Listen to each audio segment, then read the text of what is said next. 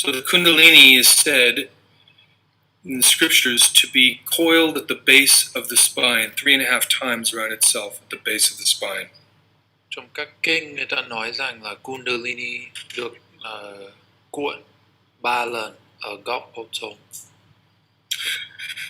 When you read about Kundalini on the internet and in New Age books, it tells you that the Kundalini awakens in all kinds of ways. Khi mình đọc những sách tâm linh ở trên mạng net chẳng hạn thì người ta nói rằng là Kundalini có thể được đánh thức theo rất nhiều kiểu khác nhau. This is absolute nonsense. Nhưng đó là hoàn toàn vớ vẩn. Just about 95% of everything that you can read about Kundalini, both online and in books, is nonsense. Khoảng 95% những thông tin về Kundalini ở trên mạng net cũng như là trong cuốn sách chỉ là vớ vẩn thôi. For one simple reason. Vì một lý do duy nhất, đơn giản. The Kundalini is not a mechanical force. Kundalini không phải là một loại sức mạnh hoạt động tự động hay là máy móc. Many YouTube videos and all sorts of nonsense say that it automatically, spontaneously awakens and sends people into crazy experiences. Rất nhiều video trên YouTube I'm reading this about the mic. Bị rẻ, chắc là to quá. Okay. Sơn ơi, bây giờ I'm checking my mic. Is the mic sounding okay now, Robert? Sounding good for me, man. Okay. Thì các phim trên các clip trên YouTube. Sorry, I got confused. What was the last? Sure. The majority of stuff that you find online and on YouTube that talks about the awakening Kundalini is talking about the negative serpent, not the positive serpent. Phần lớn thông tin ở trên YouTube và trên các trên mạng net đang nói về cái con rắn tiêu cực chứ không phải là tích cực. You must understand hai loại Kundalini. Because the Kundalini is related to the sexual energy. It is an energy that is used by either the ego or the consciousness. Tại vì cái năng lực Kundalini là một loại năng lực tình dục mà nó có thể được sử dụng bởi cái tâm thức của mình hoặc là bởi cái tôi của mình. When the Kundalini awakens negatively, it creates psychotic effects, spontaneous effects that seem to make people a little crazy. Khi cái năng lực Kundalini được đánh thức theo kiểu tiêu cực thì nó sẽ tạo ra những ảnh hưởng, những hậu quả có thể gọi là xảy ra một cách tự động hoặc là máy móc, và những cái hậu quả đấy sẽ có thể làm cho mình có những triệu chứng như là một người bị điên. And people online write a lot about Kundalini sickness. Vì thế cho nên là trên mạng người ta nói rất nhiều về các loại bệnh liên quan đến Kundalini. This is the negative serpent. Đó chính là cái con rắn tiêu cực. The Divine Mother is an intelligent energy, and when she awakens positively, she awakens up the spine consciously, intentionally, vertebrae by vertebrae, one vertebrae at a time. Đức mẹ hay là Đức Thánh Mẫu của mình là một dạng năng lực ở trong cơ thể, một dạng năng lực có trí tuệ, là có ý thức, và khi cái con rắn Kundalini là biểu tượng trưng cho sức mạnh của Đức Mẹ được đánh thức một cách tích cực, thì cái con rắn đấy là sẽ lên cột sống, từng đốt sống một cách rất là từ rất là nó sẽ cố định lên từng bước một. For the person that is awakening consciously and dissolving the self, there is nothing dangerous about the Kundalini energy. Đối với một người mà đang đánh thức tâm thức của người ta một cách cố ý, cố tình, và người ta đang sử dụng ý thức, và người ta đang tiêu diệt cái tôi, thì không có gì là nguy hiểm ở trong việc đánh thức Kundalini. For the person that is experimenting with psychedelic drugs and all kinds of other things that they read about online, it is very dangerous. Tuy nhiên là đối với một người mà đang thí nghiệm với các loại thuốc mê, đang thử các loại phương pháp người ta đọc ở trên mạng net, thì Kundalini có thể rất là nguy hiểm. The Kundalini is a fully conscious energy. Kundalini là một dạng năng lượng có ý thức hoàn thể. And it rises vertebrae by vertebrae according to the psychological work done through meditation and surrender to your inner Bhante. Và Kundalini lên cột sống từng đốt sống một, tương ứng với cái việc rèn luyện bản thân, với việc tập thiền của mình, và với cái việc cái cách mà mình đang đầu hàng tâm trí và cảm xúc, đầu hàng trước Đức Mẹ. It rises 33 vertebrae, which is related to the 33 years that Jesus lived and the 33 degrees of Freemasonry. Ở trong cột sống có 33 đốt sống, và Kundalini sẽ lên từng đốt sống một. 33 đốt sống trong cột sống được tượng trưng bởi 33 năm ở trong cuộc đời của Chúa Giêsu, cũng như là 33 cấp độ hay là cấp bậc của hội Tam Điệp. For the Kundalini to rise, we need to understand that this is within the body, the physical body. We have something called the vital body. Để cho Kundalini có thể lên ở trong cột sống của cơ thể chúng ta, thì chúng ta cần phải hiểu rằng là ở bên trong cơ thể vật chất của chúng ta có cái hệ thống khí lực, chúng ta gọi là cơ thể sinh lực hay là cơ thể khí lực. So in Chinese medicine, this would be part of what's called the Wei Qi field. Ở trong y học Trung Quốc thì cái đấy gọi là cái trường biết dịch thế nào, Wei Qi chi, right?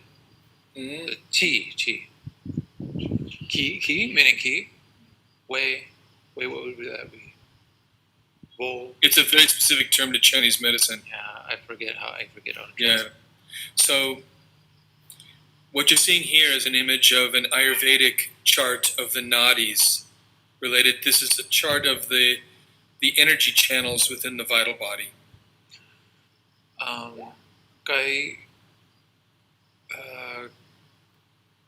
bức tranh này là cái sơ đồ về các kinh mạch ở trong cái hệ thống cơ thể khí, mình gọi là cơ thể sinh lực hay là cơ thể khí lực, ở trong cái hệ thống y học của Ấn Độ gọi là Ayurveda.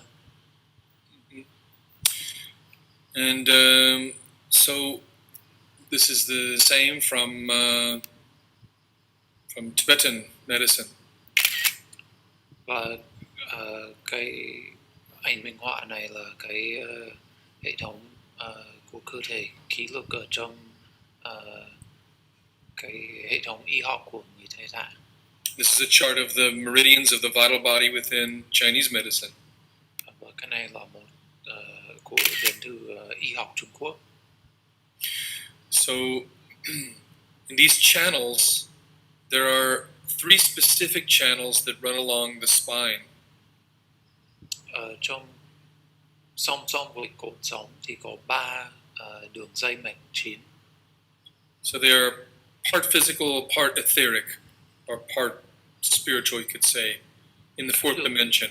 Các đường dây mạch không hẳn là thuộc về thế giới vật chất, nó như là nửa vật chất và một nửa là thuộc về một thế giới khác, hay là về cái thầy gọi là chiều thứ tư của không gian.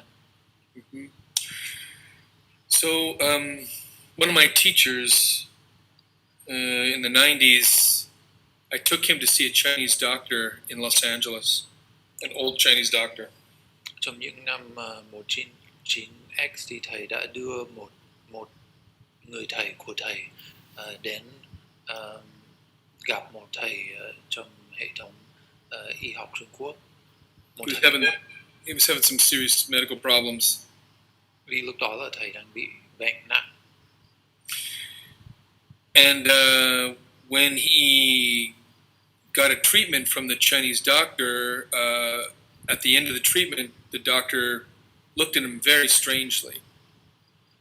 Thì sau khi được chữa bệnh thì thầy thuốc này nhìn thầy của thầy Robert một cách rất là lạ. He said, I've been treating people in America and China for 40 years, and I'm seeing something in you I've never seen before. Và cái thầy thuốc này nói với thầy của thầy Robert là ông đã chữa bệnh ở Trung Quốc và ở Mỹ 40 năm rồi, và ở trong cơ thể của bạn thì ông thấy một điều gì đó ông chưa bao giờ thấy. He looked at him and he says, you're a very strange man. Thì thầy thuốc nhìn vào thầy của thầy Robert và bảo là ông là một người rất đặc biệt, rất là lạ. Okay, so because each of the chakra points are acupuncture points, right? Tại vì tất cả các luồn xa tương ứng với một cái điểm trong khiếu. I mean, chakra just means like wheels of energy, little wheels, okay? Cái từ luồn xa nó chỉ là một cái bánh xe, một cái chỗ mà khí lực quay một vòng tròn. We have hundreds of chakras in the body. All the acupuncture points are chakras, okay? Chúng ta có hàng trăm luồn xa trên cơ thể. Tất cả các điểm huyệt mà người ta châm cứu tất cả đều là luồn xa hết. But the old doctor noticed that in the 7 main chakras, he said he had an excessive amount of heat and chi in those areas, and he said it's very strange. He'd never sensed that before with anyone. Nhưng mà cái ông thầy thuốc già này bảo là ông thấy rằng là ở điểm 7 luồn xa 9 thì thấy là thầy của thầy Robert có nhiệt độ rất là cao và rất nhiều khí, và ông thầy thuốc bảo là chưa bao giờ gặp ai có luồn xa như thế. I'll never forget this. So he looks at my teacher, he tells him, he says, I'm going to recommend that you stop having sex for a while because this is very hard on your, I forget, he says a particular type of chi. Thì His liver chi or something. He said it's very hard on this particular chi. Ông thầy thuốc nhìn thầy của thầy Robert và bảo là tôi đề nghị là bạn nên nghỉ quan hệ tình dục trong một thời gian, tại vì cái đó rất là hại một loại khí nào đó. Thầy Robert không nhớ rõ. My teacher looked at him and smiled and said, "No way. No way am I doing that ever. Thank you for your advice, but forget it."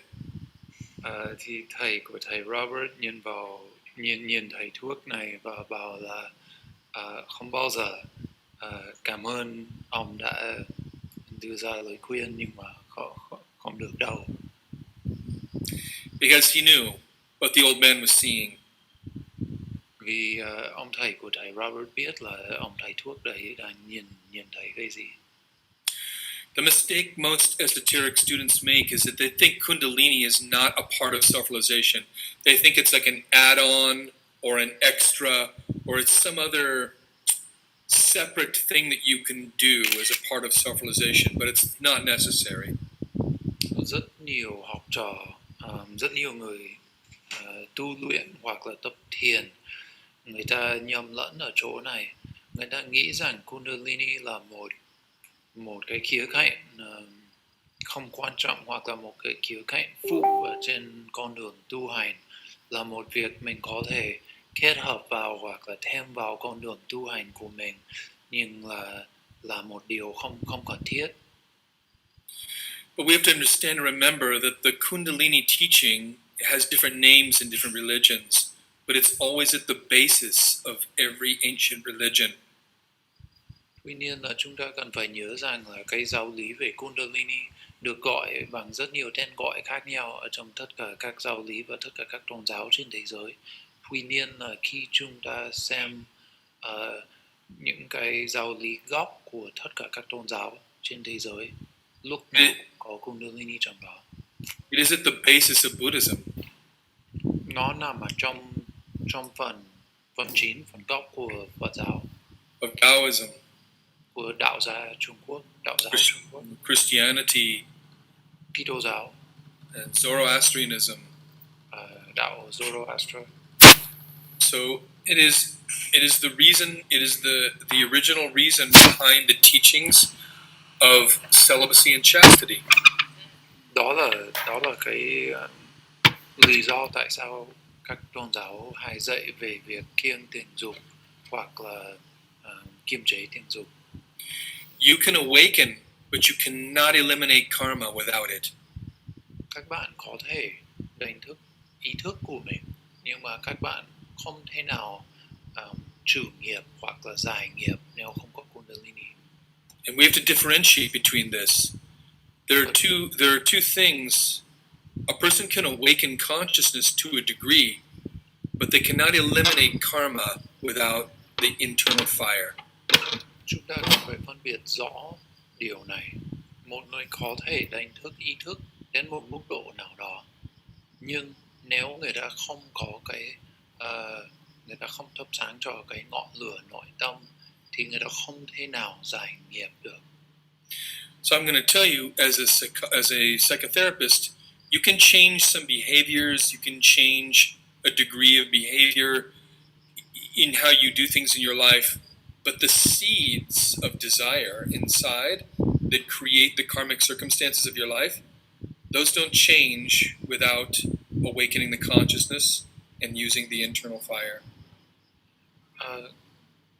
Thầy nói theo kinh nghiệm của một bác sĩ tâm lý là các bạn có thể thay đổi cái thói quen của mình hoặc thay đổi cái cách mình hành xử, nhưng mà những hạt giống của tham vọng ở trong sâu thẳm không thể diệt trừ được nếu mình không đánh thức tâm thức và sử dụng sức mạnh của ngọn lửa nội tâm. There's a very famous verse in the Bible of the Christians. Most Christians don't understand, and this verse is where Jesus says, all your sins or all your karma can be forgiven of you except for one. That is the sin against the Holy Spirit. That is, in other words, that is the sin of losing the sexual energy. Ở trong Kinh Thánh có một câu rất nổi tiếng, nhưng mà những người theo Kitô giáo thông thường là không hiểu ý nghĩa của nó. Cái câu đó là tất cả các loại tội có thể được tha thứ, loại trừ một loại duy nhất, đó là cái tội phạm với Đức Thánh Linh.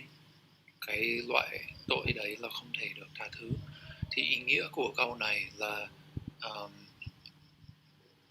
khi chúng ta đánh mất cái năng lực tình dục của mình thì chúng ta đã đánh mất cái năng lực Kundalini đấy, và đó chính là năng lực mình cần để được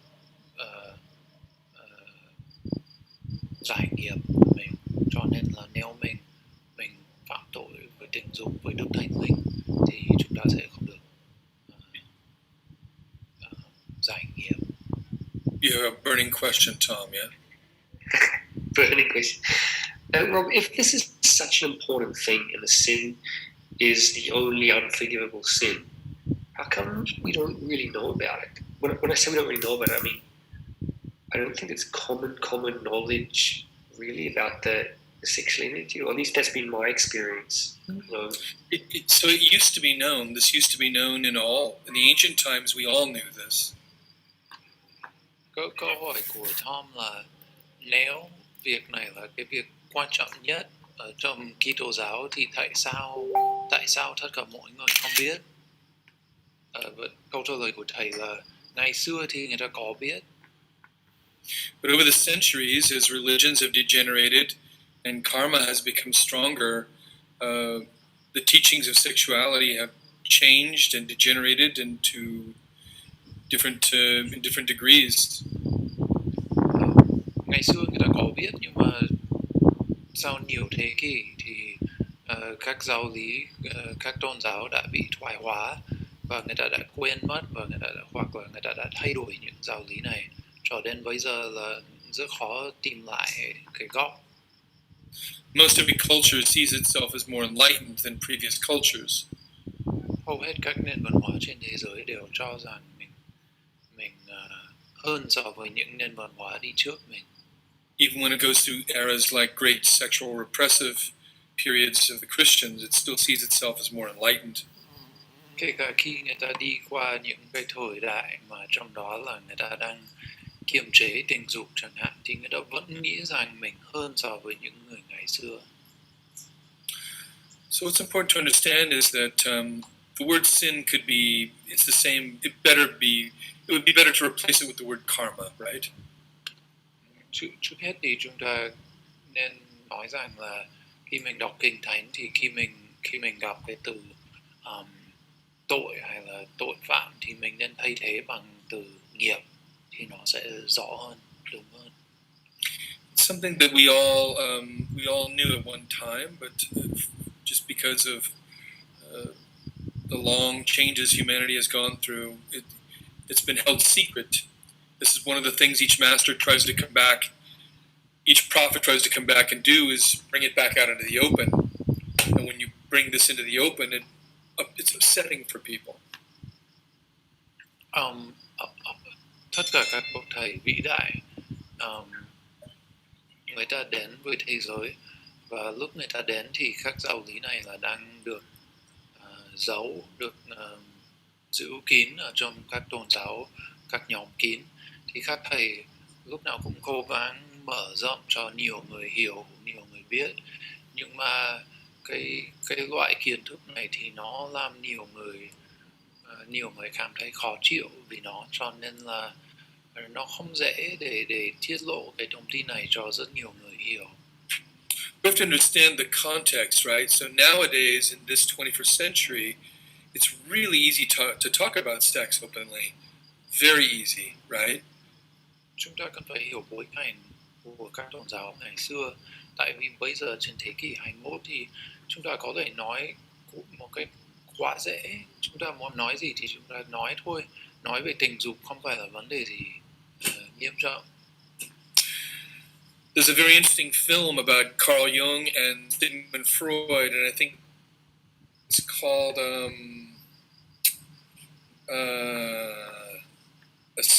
what is it called? Something, an unusual method, I think it's called. Có một bộ phim rất là hay về Sigmund Freud và Carl Jung. And when you see this film about 100 years ago, the idea of the subconscious and the fact that your childhood could influence your present, that was a revolutionary idea for people. They couldn't believe it. Trước đây 100 năm, cái ý tưởng rằng có một dạng, có một cái thứ gọi là tiềm thức, hoặc là cái ý tưởng rằng là những gì xảy ra trong lúc mình là trong tuổi thơ của mình có thể ảnh hưởng đến mình bây giờ. Hai ý tưởng đó được coi như là rất là mới lạ. What happens in your childhood influences how you think as you grow up? That's incredible. Khi người ta nghe thấy là đấy là trước đây 100 năm, khi người ta nghe thấy rằng là những sự kiện trong tuổi thơ của mình có thể ảnh hưởng đến mình ngay bây giờ, khi người ta nghe cái ý tưởng đó, người ta bảo wow, thế này lạ nhỉ. Now this seems like common knowledge. We all know. Nhưng mà bây giờ thì tất cả chúng ta coi đó như là một chuyện bình thường, ai cũng biết. Can you imagine the time of Christ? Jesus went into the temple with the Jews and openly starts talking about what's called the mysteries of the tree of knowledge, just openly in the temple. Hãy tưởng tượng ngày xưa Chúa Giêsu đi vào trong đền thờ của người Do Thái và bắt đầu giảng pháp về những giáo lý bí mật liên quan đến tình dục, liên quan đến cái sự sống ngay ở trong cái đền thờ của người ra chỗ mà những cái thông tin đấy được coi như là rất là kín. Thì đó.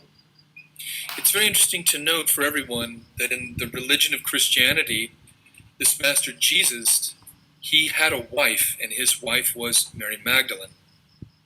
Một điều rất quan trọng chúng ta cần phải chú ý là bậc thầy mình đang gọi là Jesus, là Chúa Giêsu, là một người đã có vợ, và vợ của Chúa Giêsu tên là Mary Magdalene.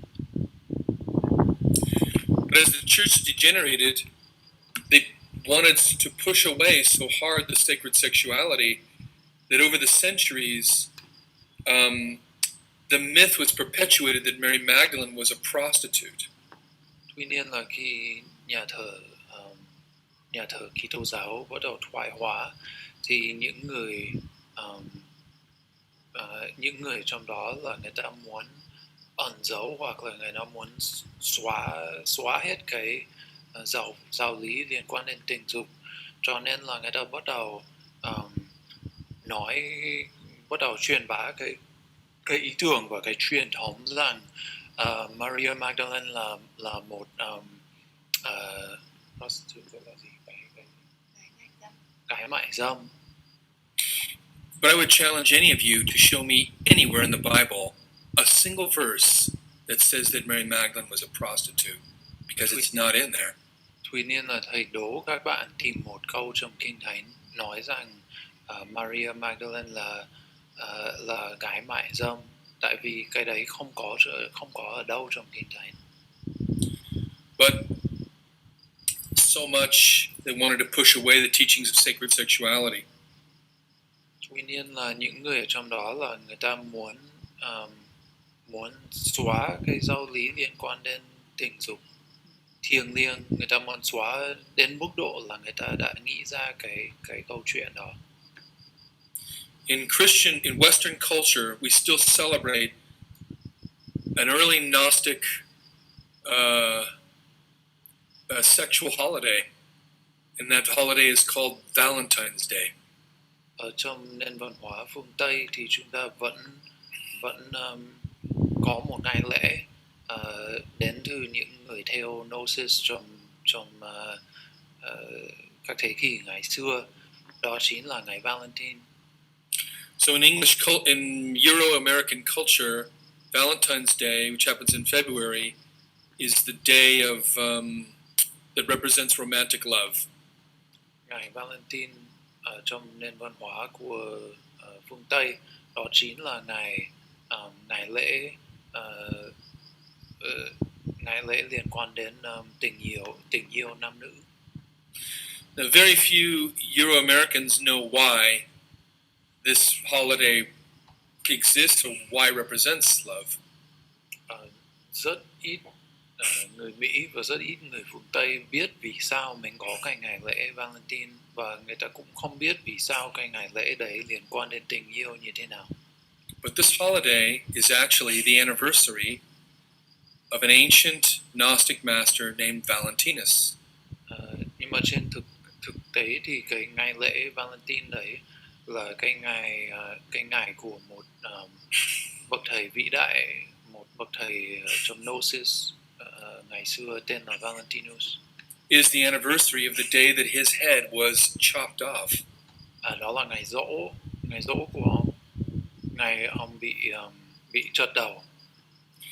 And his head was cut off because he was teaching about the sacred sexuality. Và ông bị chặt đầu là do ông đang dạy về tình dục thiêng. He was considered a Gnostic and a heretic. Người ta coi ông Valentinus như là một người theo Gnosis, là một người ngoại đạo. Mm-hmm.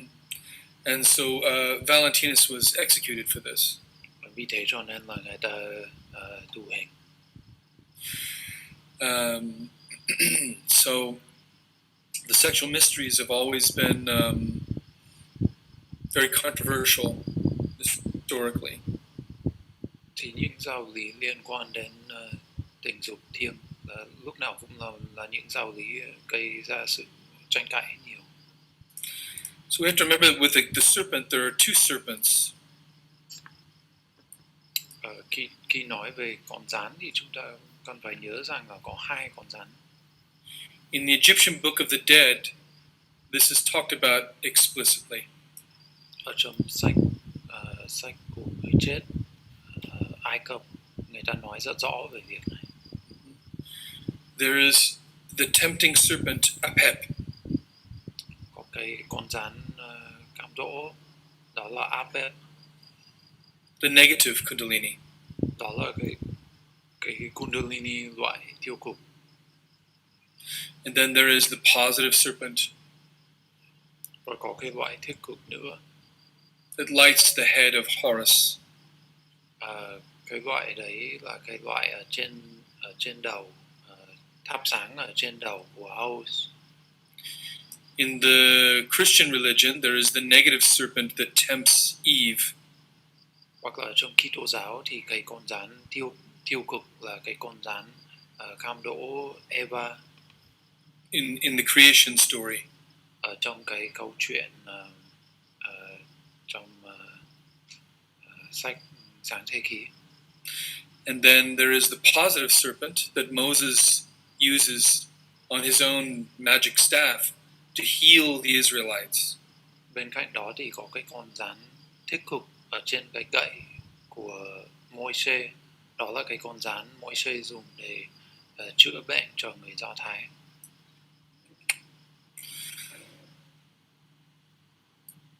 And we have to remember that there are really not one serpent, but 7 serpents related to the higher bodies of the being, the higher bodies of the Bante. Bên cạnh đó chúng ta cần phải nhớ rằng là không chỉ có một con rắn mà có 7 con rắn, tương ứng với 7 cơ thể siêu việt của con người. Okay. So, how the Kundalini, the purpose of the Kundalini was understood by some of the powerful ancient cultures like the Aztecs, the Mayans, the Egyptians. Những nền văn hóa cổ xưa, những nền văn hóa mạnh nhất, người ta đã hiểu mục tiêu của Kundalini. These cultures understood, these entire cultures were centered in the awakening of the Kundalini in their beginnings. Ngày xưa ở góc của các nền văn hóa này, người ta xây dựng cả nền văn hóa xung quanh cái mục tiêu là người ta muốn đánh thức cái năng lực Kundalini. This photograph on the left I took myself. It's a little blurry. It's kind of old, but it's the serpent, and in the serpent's mouth is the head of a man. Ở bên trái là cái ảnh thầy tự chụp ngày xưa, nó hơi mờ, nhưng mà nếu mình nhìn kỹ mình sẽ thấy đó là một con rắn, và ở trong miệng của con rắn là có đầu của một con người. So you see this a lot in the temples, the serpent swallowing the man. Ở trong các đền thờ mình hay thấy cái biểu tượng của một con rắn nuốt chửng con người. This is in many places. I visited many sites in Latin America of these ancient temples, and always you see the serpent swallowing the man, swallowing the woman. Thầy đã đi rất nhiều đền thờ ở châu Nam Mỹ, và lúc nào mình cũng thấy biểu tượng của một con rắn đang nuốt chửng một người đàn ông hoặc người đàn bà. And this represents when the Divine Mother, the serpent force, devours the false self.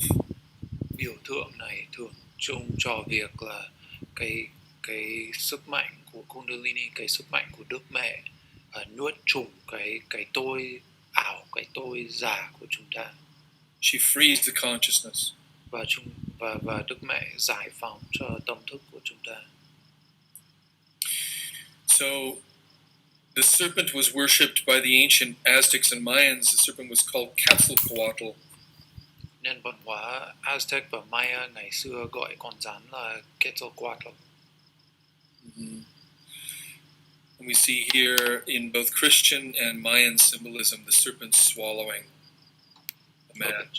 Ở bên trái chúng ta thấy trong nền văn hóa của người Maya, và bên phải là nền văn hóa của Kitô giáo ở châu Âu. And this represents, of course, the Divine Mother swallowing us. and awakening us. Và tất nhiên là biểu tượng này tượng trưng cho việc là Đức Mẹ nuốt chửng chúng ta và đánh thức ý thức của chúng ta. So now I want to explain to you really specifically how to awaken the serpent in yourself. Thì bây giờ thầy muốn nói cụ thể là phải làm thế nào để đánh thức con rắn này ở trong người mình. The awakening of the Kundalini is dependent upon a few things, just a few things really. Để đánh thức Kundalini thì chúng ta chỉ cần làm một vài thứ cụ thể. I would say the number one thing is it's really according to the merits of your heart. Tuy nhiên là cái việc quan trọng nhất là cái đức tính ở trong đức tính của trái tim. The first thing we need to do is have a lot of continuous self-remembering. Yếu tố thứ nhất là chúng ta cần phải quan sát bản thân hoặc là nhớ bản thân, quan sát ý thức liên tục. The Kundalini, the positive serpent awakens to serve the consciousness. Cái con rắn tích cực đánh thức để phục vụ cho tâm thức. The second thing is that we are working in both shamatha and vipassana and using the silence, the consciousness, to comprehend and to see the ego inside. Cái yếu tố thứ hai để đánh thức Kundalini là chúng ta phải tu luyện cả thiền trì Shamatha và thiền minh sát Vipassana, và chúng ta đang cố gắng hiểu cái tôi, cái ego của mình để chúng ta giải trừ cái nghiệp đó. So we learn how to use the silence of the mind to see our karma, to see, like in a kind of psychoanalytical meditation, to see the ego as it is, release it. Tức là chúng ta phải áp dụng trạng thái tĩnh lặng, trạng thái im lặng của tâm trí để chúng ta nhìn thấy nghiệp của mình, để chúng ta giải phóng cái ý thức ra khỏi cái nghiệp đó. So when the Divine Mother, the last thing is that you need to be conserving your sexual energy. This is the main and number one thing. Và cái yếu tố cuối cùng là cái quan trọng nhất, cái yếu tố 9 là chúng ta cần phải bảo tồn, cần phải giữ cái năng lực tình dục. So I'm going to jump ahead a little bit here. When we're doing pranayama, okay, we are transmuting the sexual energy, and we are transmuting the sexual energy up the spine. Khi chúng ta tập pranayama thì chúng ta đang chuyển hóa năng lực sinh dục và chúng ta đang kéo cái năng lực đó lên cột sống. Through these two channels that are semi-physical, semi-etheric. Chúng ta kéo năng lực lên thông qua hai đường dây mạch. Hai đường dây mạch này, một nửa là thuộc về thế giới vật chất và một nửa là thuộc về thế giới khí lực. Now, everyone that does pranayama, if they're working with drawing the sexual energy up, they are transmuting their sexual energy up these two channels that are a solar and lunar channel. In Oriental yoga, it's called Ida and Pingala. Khi chúng ta tập pranayama thì chúng ta đang chuyển hóa năng lực sinh dục và chúng ta đang kéo cái năng lực đó lên hai đường dây mạch bên trái và bên phải. Một cái là dương tính, một cái là âm tính. Và trong đạo Bà La Môn, hai đường dây mạch này được gọi là Ida và Pingala. Okay, these two serpents that we transmute up are very, very important to understand. Hai đường dây mạch, hai con rắn này là rất quan trọng và chúng ta cần phải hiểu. These two serpents, we used to learn about these a long time ago. Trước đây nhiều kiếp chúng ta đã học về tất cả chúng ta đã được học về chủ đề này, về hai con rắn này. I'm seeing that here in this Egyptian picture. Chúng ta thấy thế khi chúng ta nhìn cái biểu tượng được khắc lên đền thờ ở Ai Cập. One of the most common archetypal symbols across all cultures is the caduceus of Mercury. Một trong những biểu tượng xuất hiện nhiều nhất, thường xuyên nhất trên tất cả các nền văn hóa trên thế giới là cái biểu tượng của cái gậy caduceus của Mercury. The caduceus is used by doctors even unto this day.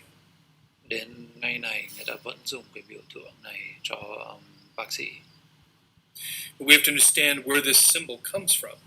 Chúng ta cần phải hiểu cái biểu tượng này đến từ đâu. This symbol comes from not only the Greek and the Roman gods, but many different religions. Cái biểu tượng này đến từ rất nhiều tôn giáo khác nhau, không phải chỉ riêng cái tôn giáo của người La Mã và người Hy Lạp.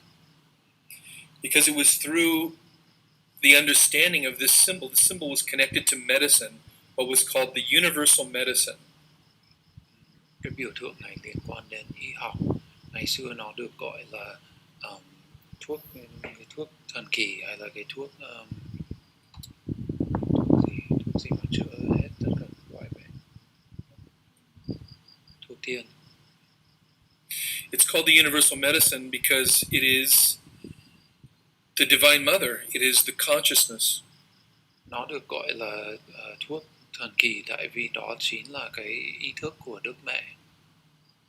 Mm-hmm.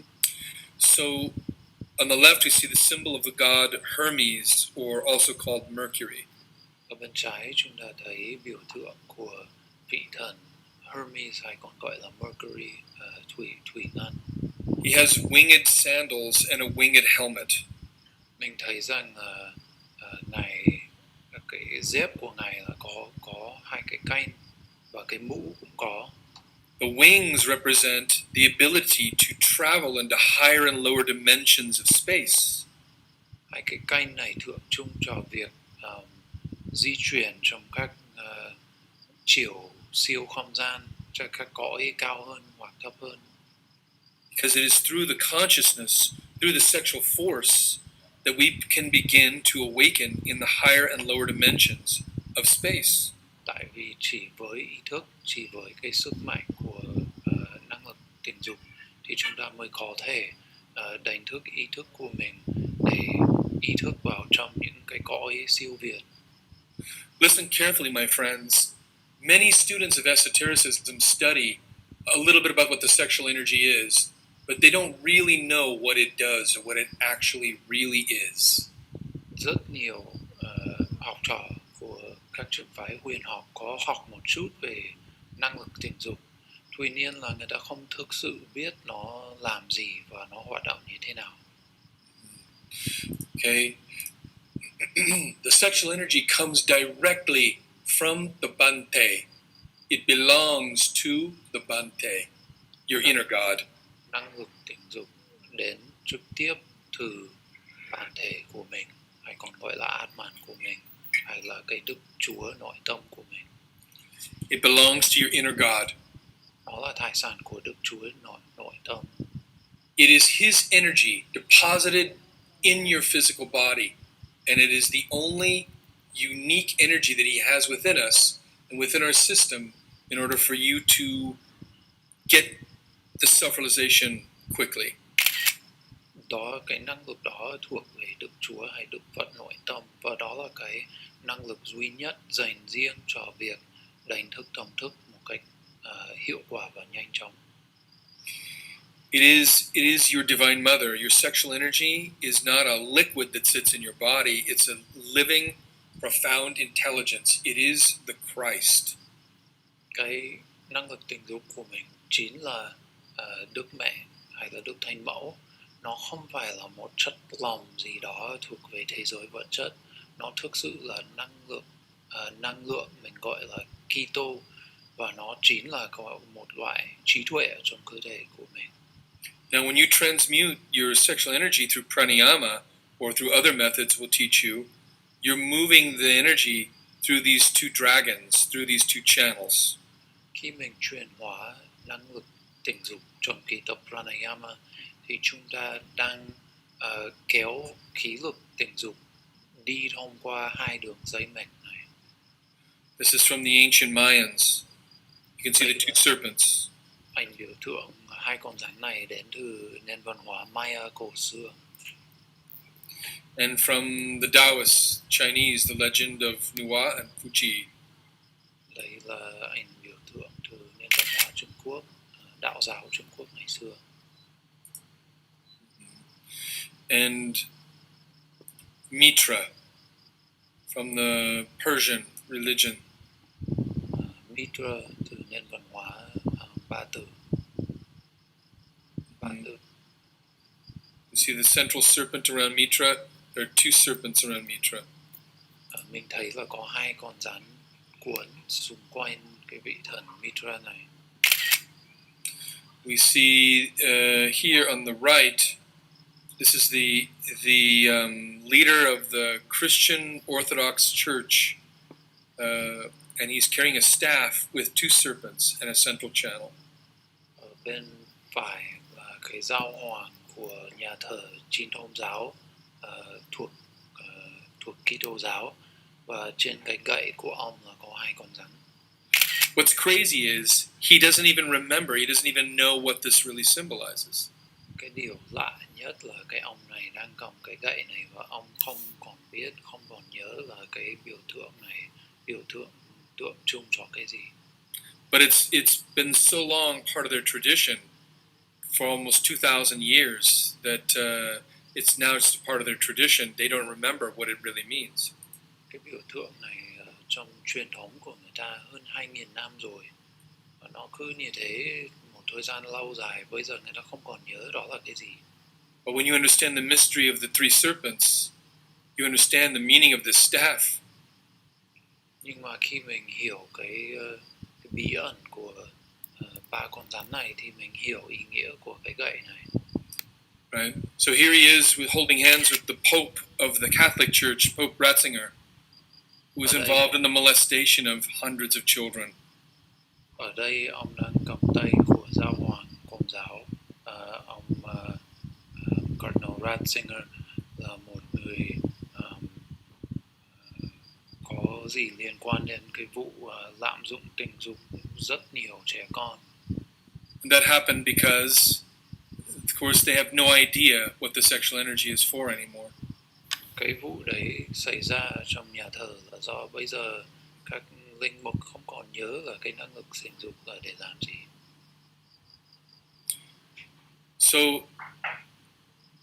Harpocrates is an ancient Egyptian god who was depicted as a small boy with his finger to his lips. He was in charge, representing silence or secrets. Harpocrates là một vị thần cổ xưa của Ai Cập. Ở trong ảnh biểu tượng, người ta vẽ một đứa trẻ con với một ngón tay ở trên miệng như thế này, trên môi như thế này, biểu tượng trưng cho việc là vị thần này đang giữ một bí mật. He represents the central channel in the spine through which this energy awakens. Vị thần này tượng trưng cho cái đường dây mạch ở trong trung tâm của cột sống. Đó là cái chỗ mà Kundalini sẽ đi lên khi nó được đánh thức. We can find the mystery of the two serpents everywhere. I visited this pyramid in Latin America called the Temple of Kukulkan. Thầy đã đi thăm cái kim tự tháp này ở châu Nam Mỹ. Nó gọi là kim tự tháp của Kukulkan.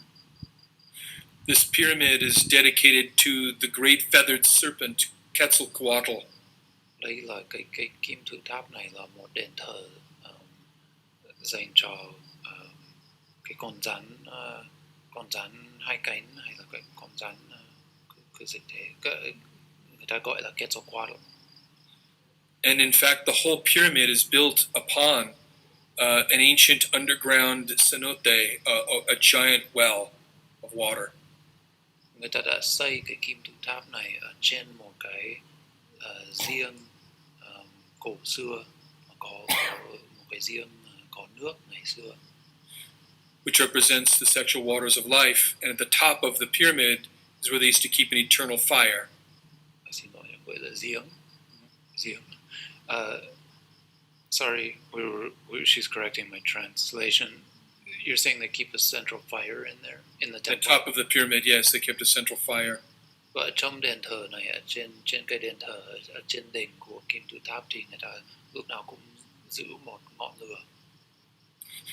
This whole process, the whole ritual of the pyramid represented the process of transmuting the water of life into the fire of the Divine Mother. Toàn bộ cái nghi lễ liên quan đến Kim Tự Tháp này tượng trưng cho việc chuyển hóa nước ở phía dưới của Kim Tự Tháp, chuyển hóa thành lửa ở phía trên của Kim Tự Tháp, giống như là chúng ta chuyển hóa cái nước của năng lượng sinh dục cho thành ngọn lửa của Kundalini.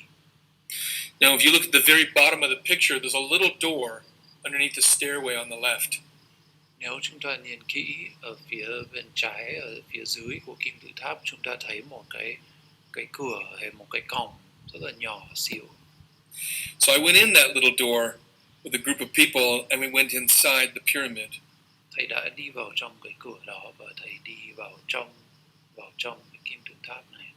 Now, inside of that pyramid is another pyramid, and inside of that pyramid, there's a third pyramid. Ở trong Kim Tự Tháp này có một Kim Tự Tháp nữa, và ở bên trong đó thì có một cái thứ ba.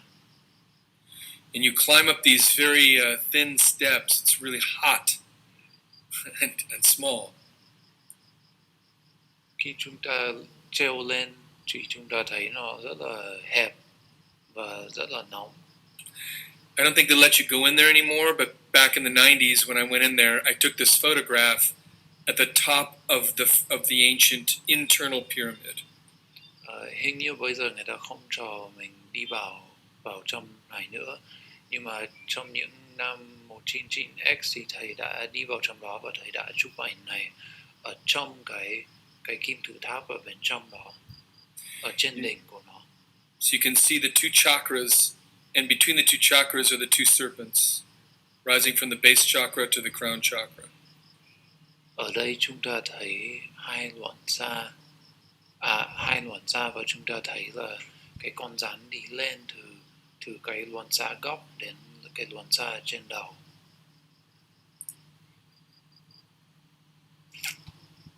So the pyramid of Egypt is a representation of the chambers that get activated when we awaken the internal serpent, the internal fire. Còn cái Kim Tự Tháp Ai Cập là một như là một biểu đồ hay một cái sơ đồ của những trung tâm ở trong người chúng ta, những trung tâm mà sẽ được đánh thức ở trong chúng ta khi chúng ta đánh thức Kundalini. The Divine Mother activates the carotid, the verb, the voice. Con rắn Đức Mẹ thì sẽ kích hoạt cái trung tâm thanh quản, cái trung tâm của Nếu bu màn nha, giọng còn một nói. chỗ ngủ đấy. There's something in ancient medieval alchemy called the lost word, talking about the ability to regain the ability to create again, like a god, like a goddess. Ở trong thời Trung Cổ, các nhà luyện kim đan người ta có nói về việc tìm lại cái lời hay là cái ngôi lời bị mất đi, đó là cái sức mạnh tạo hóa, cái sức mạnh tạo thành, và khi chúng ta tìm lại cái sức mạnh đó thì chúng ta có khả năng tạo ra hoặc là tạo hóa giống như một vị thần, tạo ra những thứ chỉ bằng giọng nói của mình. And she activates the pituitary and the thalamus gland with this internal fire. Bên cạnh đó thì Đức Mẹ sẽ kích hoạt cái thuyến tùng và thuyến nhiến bằng cái sức mạnh ngọn lửa. So this is something we talk about in another class. Thầy sẽ nói cụ thể hơn về điều đó ở một lớp khác. The original pharaohs of Egypt were pharaohs because they were raised to be priests. They were raised in the science of awakening. Ngày xưa các pharaoh của Ai Cập được gọi là pharaoh vì người ta được đào tạo làm thầy tế hay là linh mục tức là người ta biết về cái khoa học thiêng, cái khoa học để đánh thức tâm thức. The original pharaohs were, just like the Dalai Lama, were a race of beings who were raised to be fully awake and have the serpent fully awakened. Ngày xưa các pharaoh giống như là Dalai Lama bây giờ, đó là những người đã được đạo thảo, từ bé là đã được đạo thảo để đánh thức ý thức và để đánh thức Kundalini. The Kundalini is the basis of the tree of life. Kundalini cũng là nằm ở gốc của cây sự sống.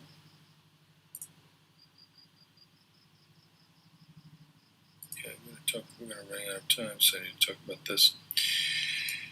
But we have to understand about these channels. When we begin to transmute doing pranayama, we are moving the energy through the Ida and the Pingala. Khi chúng ta tập pranayama thì chúng ta cần phải hiểu rằng là chúng ta đang kéo khí lực lên hai đường dây mạch Ida và Pingala. When we receive the gift of the Kundalini awakening through dissolving the self, the fire gets lit in the spine. Nhưng mà khi chúng ta giải tán cái tôi hoặc là tan rã cái tôi thì ngọn lửa Kundalini sẽ được thắp sáng ở trong cột sống của chúng ta. Yes. And so when the Kundalini rises, it rises through a central channel called Sushumna. Khi Kundalini bắt đầu đi lên thì nó không nên thông qua các đường dây mạch Ida và Pingala bên trái bên phải, mà nó đi thông qua cái đường dây mạch ở trung tâm cột sống, được gọi là Sushumna. Within Sushumna, there's a more subtle channel called Vajrini. Ở bên trong Sushumna có một đường dây mạch tinh tế hơn, được gọi là Vajrini. And within the Vajrini, there's even a more subtle channel called Chitrini, which is kind of like a spider web, like subtle like that, like a thread of a spider web. Yeah. Ở trong Vajrini có một đường dây mạch còn tinh tế hơn nữa, được gọi là Chitrini, và cái trong cùng này thì nó giống như là một sợi dây ở trong một cái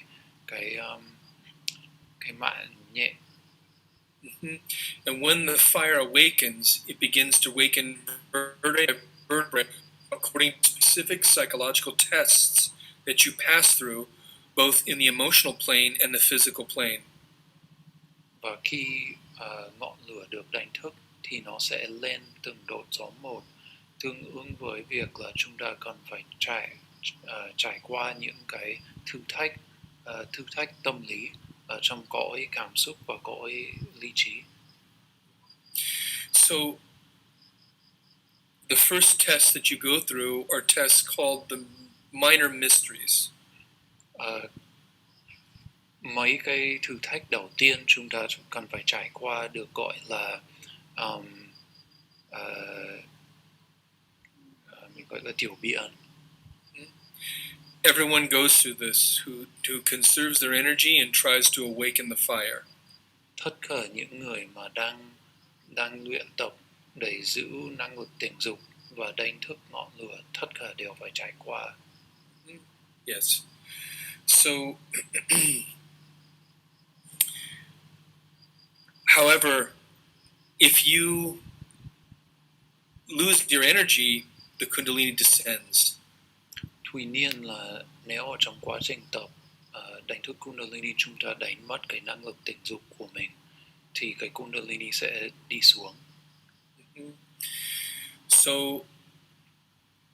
as the Kundalini rises, it gets stronger. Khi Kundalini càng lên cao thì nó càng mạnh mẽ. But to get it to rise, you have to be able to pass through these psychological tests. Tuy nhiên là để đưa Kundalini lên như thế thì chúng ta cần phải trải qua những thử thách tâm lý. To get through these psychological tests, you have to be transforming impressions and dissolving the self, learning how to do it in self-remembering and meditation. Và để qua những thử thách tâm lý này thì chúng ta cần phải chuyển hóa những ấn tượng tâm lý, và chúng ta cần phải quan sát bản thân, và chúng ta cần phải tàn giã cái tôi của mình ở trong lúc tập thiền. So Samael Aun Weor says our whole life is initiation, the process of initiation. Các thử thách này thì gọi là điểm đạo, và thầy Samael Aun Weor còn nói rằng là toàn bộ cuộc sống của mình là một quá trình điểm đạo. So we gain the initiations by, for example, the first vertebrae is usually related to a process of lust. Và chúng ta sẽ đạt được những mức độ điểm đạo khi chúng ta qua những thử thách, ví dụ như là cái đốt sống đầu tiên ở trong cột sống, thì thông thường là nó sẽ liên quan đến một thử thách liên quan đến dục vọng. Just passing through tests related to do you want to trust in your divine mother and use sexuality, see sexuality as something sacred, or do you want to continue to just use sexuality as something pleasurable, like eating pizza? Thì các thử thách đó nó sẽ giống như là đó là những thử thách tâm lý để xem là chúng ta có thực sự muốn coi cái tính dục hoặc là cái năng lực tình dục, chúng ta có thực sự muốn coi đó như là một năng lực thiêng liêng, chúng ta có coi tình dục như là một quá trình thiêng liêng, hoặc là chúng ta muốn chỉ dùng cái tình dục để tạo ra một cảm giác vui cho bản thân thôi. You raise a vertebrae by showing your divine mother you love her, you see her, you're devoted to her, so that there's a recognition that sexual energy is something sacred and not something that is to be thrown away. Thì Kundalini có thể lên cái độ trống đầu tiên khi chúng ta đã trúng mình với Đức Mẹ rằng là chúng ta coi sức mạnh tình dục như là một sức mạnh thiêng liêng, chứ không phải là một sức mạnh mà chúng ta có thể vứt đi. Each vertebrae is something hard to pass through. You go through psychological tests just through your own process of working on yourself. Cái thử thách liên quan đến từng độ trống một là một thử thách khó cho chúng ta, và chúng ta cần phải đi qua những thử thách đó chỉ ở trong cái quá trình rèn luyện bản thân và quan sát bản thân của mình. Some of you are already learning and have already learned to work with your divine mother, right? And some of you have felt your divine mother and her fire. Right? Một số người ở đây đang học rồi, đang học cách để rèn luyện với Đức Mẹ rồi. Một số người ở đây đã cảm nhận được Đức Mẹ rồi. Một số người đã cảm nhận được cái ngọn lửa đó rồi. Now, your divine mother can help you to a degree, but at a certain stage, to enter the greater mysteries, at a certain stage, certain ego states are, how could I say, we have some ego states that are too heavy to dissolve alone. Thì Đức Mẹ có thể giúp mình, khi mình tập một mình thì Đức Mẹ có thể giúp mình đến một mức độ nào đó.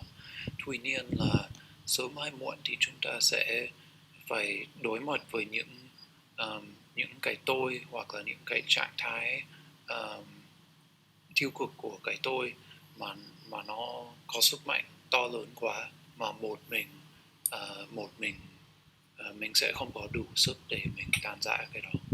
So if we think of ego states like heavy metals, like in alchemy, some metals are too heavy to dissolve just with our single divine mother.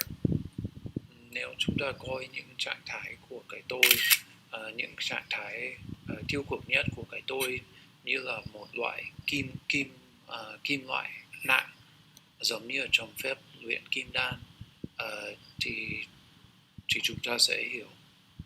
And at a certain stage, it becomes necessary to have a marriage with a partner. Chúng ta sẽ hiểu rằng là đến một giai đoạn nào đó thì chúng ta sẽ cần phải kết hôn và chúng ta sẽ phải có một đối tác. To have a monogamous spiritual relationship between the yin and the yang in order to generate the third force.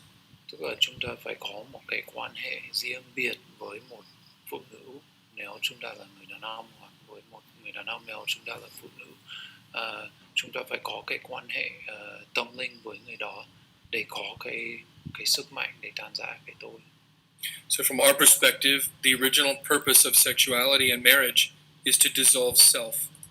That is the original purpose. Từ góc nhìn của chúng tôi, của những người đang theo Gnosis, thì cái mục đích, cái mục tiêu gốc của một cuộc hôn nhân là để tan rã cái tôi. So from the perspective of awakening, we're not judging anybody else in this. We're just saying that from the perspective of awakening is based upon the dissolving of trapped energy within ego. Thì cái nền tảng của việc đánh thức tổng thức là khi chúng ta tan rã hoặc là chúng ta giải tán cái tôi để chúng ta giải phóng cái năng lực mà bị mắc kẹt ở trong đó. So maybe you can take a moment just to translate this and let everybody read it in English. This is something from the Dalai Lama.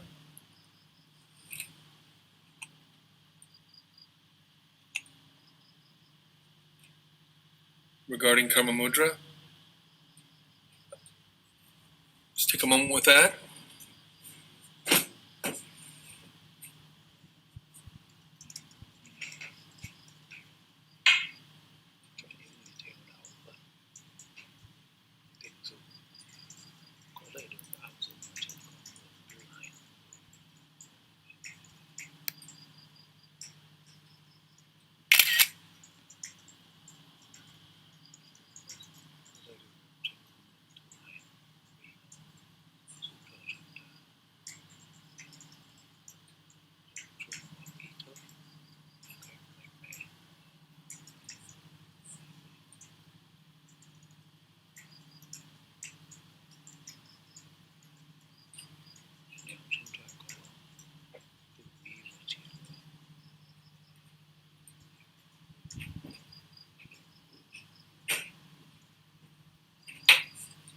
Yeah, is it too intense? We're still working on it. Okay. That's might take a long time. Maybe We do this later, yeah? Okay. Later. Yeah. So, in these tantric pictures, briefly what it's saying.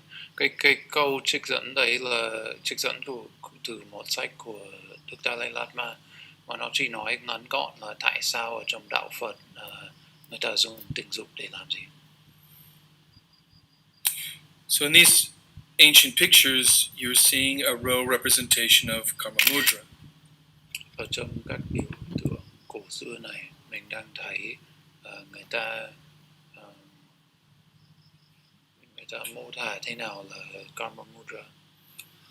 Listen carefully to what I'm going to tell you, because there was a time when I would be burned for telling you this. Hãy nghe một cách cẩn thận, tại vì ngày xưa có một thời điểm mà nếu mình nói ra những bí mật này thì thầy sẽ bị tù hình, người ta sẽ đốt. In a relationship, to practice this, we come together as a couple, but we come together as a couple to practice meditation and sex as one, as a form of bhakti yoga. Khi chúng ta gặp nhau ở trong một cuộc hôn nhân để chúng ta tập Karma Mudra, thì mục tiêu của chúng ta là để quan hệ tình dục, nhưng mà coi cái quan hệ tình dục đó như là một dạng thiền. So when Keiko and I come together, when we sexually connect, we begin to do some pranayama. Ví dụ là khi thầy kết nối với cô Keiko để quan hệ tình dục thì thầy sẽ trước hết là thầy cô sẽ tập pranayama cùng nhau. Praying, feeling the consciousness. Cầu nguyện cùng nhau, cảm nhận ý thức cùng nhau. Already being in self-remembering. Tức là ngay từ đầu là phải ở trong cái trạng thái quan sát bản thân và nhớ quan sát ý thức. We begin to vocalize certain mantras that cause the consciousness to awaken more. Sau đó thì thầy cô sẽ bắt đầu niệm các câu thần chú để giúp cho ý thức được đánh thức mạnh hơn, to amplify the consciousness. để khuếch đại ý thức. In his writing, Samael Aun Weor teaches these mantras openly. For example, one mantra we begin to chant is the mantra E-A-O. Ở trong các tác phẩm của thầy Samael Aun Weor, thầy có dạy những câu thần chú đó. Ví dụ là có một câu thần chú là E-A-O, which you find in both the Gnostic and Egyptian scriptures. ở trong các kinh của Gnosis cũng như là của nền văn hóa Ai Cập, chúng ta tìm được, chúng ta thấy cái câu thần chú đó.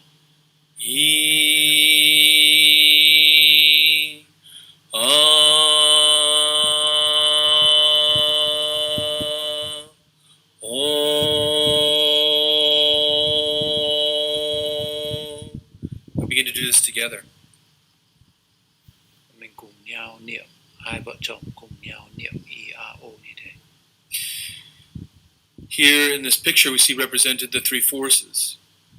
Ở trong bức tranh này mình thấy biểu tượng của ba loại sức mạnh tâm linh. This is Krishna and Radharani in this picture. Ở trong ảnh là Krishna và Radharani. So we vocalize the mantras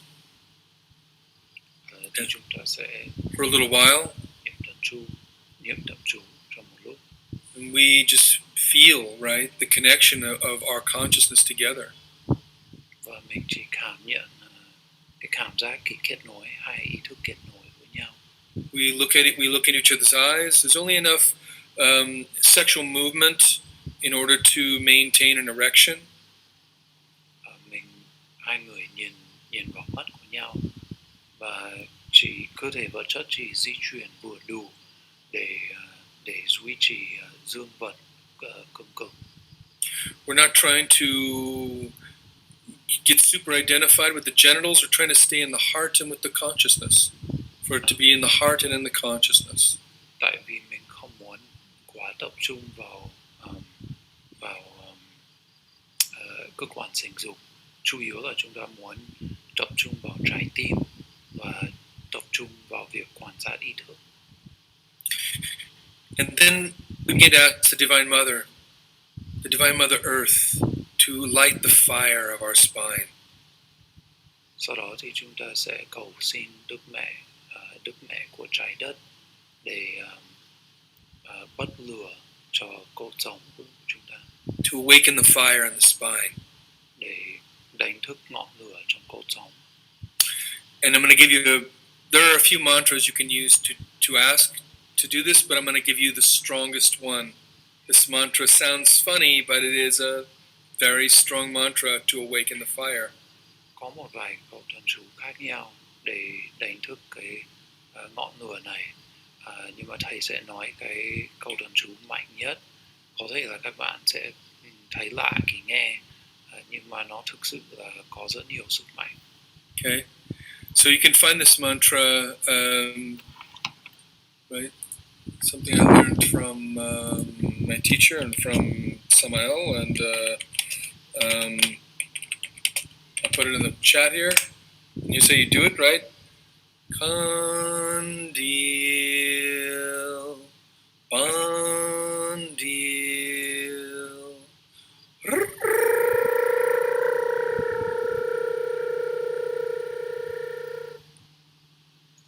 That's right. Kandil, bandil.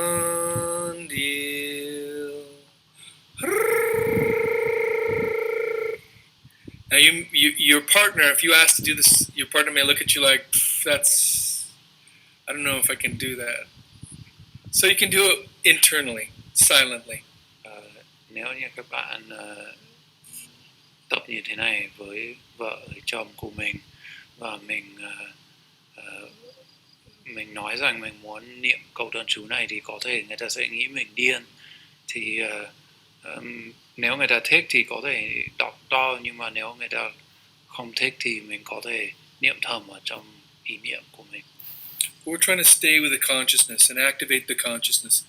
And you will feel after a while a kind of heat in your spine develop. Chúng ta đang cố gắng kích hoạt ý thức và chúng ta đang cố gắng duy trì cái trạng thái quan sát ý thức. Thì nếu chúng ta tiếp tục niệm câu thần chú này thì sau một thời gian chúng ta sẽ cảm nhận là có một cảm giác nóng ở trong cột sống. There are three stages to practicing this. The first stage is just awakening, controlling your breath, being present. It's the most important place to be in self-remembering. Có 3 giai đoạn trong khi tập Karma Mudra. Thứ nhất là chúng ta cần phải đánh thức ý thức, tức là chúng ta phải ở trong cái trạng thái tự quan sát. If you're both in self-remembering, you can start to have an experience of empathic attunement. You feel the other person. You feel them. You feel their feelings. You know what's going on in them. There's silence. There's samadhi together. Nếu như cả hai vợ chồng đang cùng nhau quan sát ý thức thì chúng ta có thể bắt đầu cảm nhận một cái trạng thái linh cảm ở trong đó là mình biết là người kia đang cảm thấy như thế nào và người ta cũng biết mình là đang như thế nào. If you're in self-remembering, you feel the heart start to open. This first jhana, the pleasure of being connected as one. Second jhana, the heart starts to open. Now here's where you really know something about the ego of your heart, okay? Nếu mình đang thực sự ở trong trạng thái quan sát ý thức của bản thân thì chúng ta sẽ cảm nhận trước hết là chúng ta sẽ cảm nhận cái jhana thứ nhất, và thứ hai là cái jhana thứ hai là mình cảm thấy rằng là trái tim của mình đang mở ra. So I tried practicing this for a few years, and it took me a while to discover that I couldn't awaken the Divine Mother because when we would start to feel the heart, I had too much fear of feeling vulnerable, opening, being one, feeling vulnerable with my partner. Ngày xưa thầy tập mấy năm liền trước khi thầy phát hiện ra rằng là khi đến cái giai đoạn mà trái tim bắt đầu mở ra thì thầy không thể đánh thức cái ngọn lửa đó, tại vì thầy quá sợ và thầy không thể để cho trái tim mình mở ra với vợ của thầy vì thầy có cái cảm giác sợ đó. So if you identify with your consciousness, you have to feel let your heart chakra open. Thì nếu mình muốn được hợp nhất với ý thức thì chúng ta cần phải để cho cái trái tim mình, cái luồn xa trái tim được mở ra. Your Divine Mother can help you, but to really feel how this, in the Tantric writings, expands emptiness, you have to be able to let the heart open. And if you have a hard time letting the heart open, it tells you that you have a lot of pride and a lot of fear. Chúng ta có thể, Đức Mẹ có thể giúp chúng ta đến một mức độ nào đó, nhưng mà nếu chúng ta thực sự là chúng ta muốn đánh thức Kundalini này thì chúng ta sẽ phải vượt qua cái nỗi sợ của mình. Nếu mình thấy rằng là trái tim của mình không mở được thì đó là dấu hiệu cho biết rằng là chúng ta có rất nhiều kiêu ngạo hoặc là lo sợ. We may have a lot of fear. We may have had a lot of pain, a lot of hurt, right? So we fear that trusting our partner, trusting our love, trusting our inner God, right? Có thể chúng ta có nhiều cảm giác sợ, có thể là chúng ta đã bị tổn thương và chúng ta cảm thấy khó khi phải tin vào vợ hay chồng của mình hoặc là phải tin vào Đức Mẹ. Sometimes we cry in alchemy. Đôi khi chúng ta đang luyện tập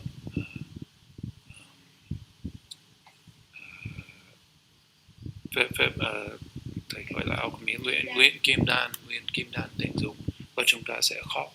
Sometimes you have to ask now to your Divine Mother to burn this. So the last stage is you ask your Divine Mother to burn the egos that you have meditated on earlier in the day, let's say.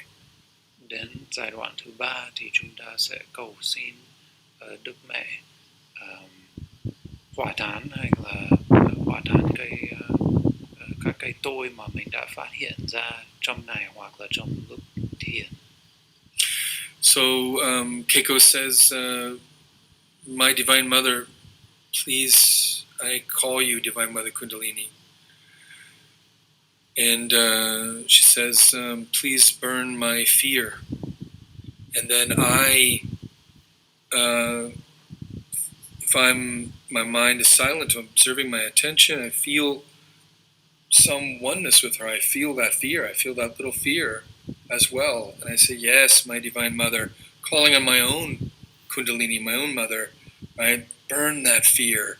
And then using our combined the consciousness, the love, the consciousness, we begin to vocalize another mantra, right? Cream. This mantra, cream, is related to the Divine Mother death. Mình vẫn đang direct message. Okay. Sorry.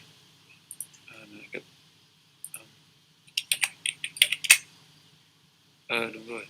Sau đó thì mình sẽ cùng nhau niệm thần chú này.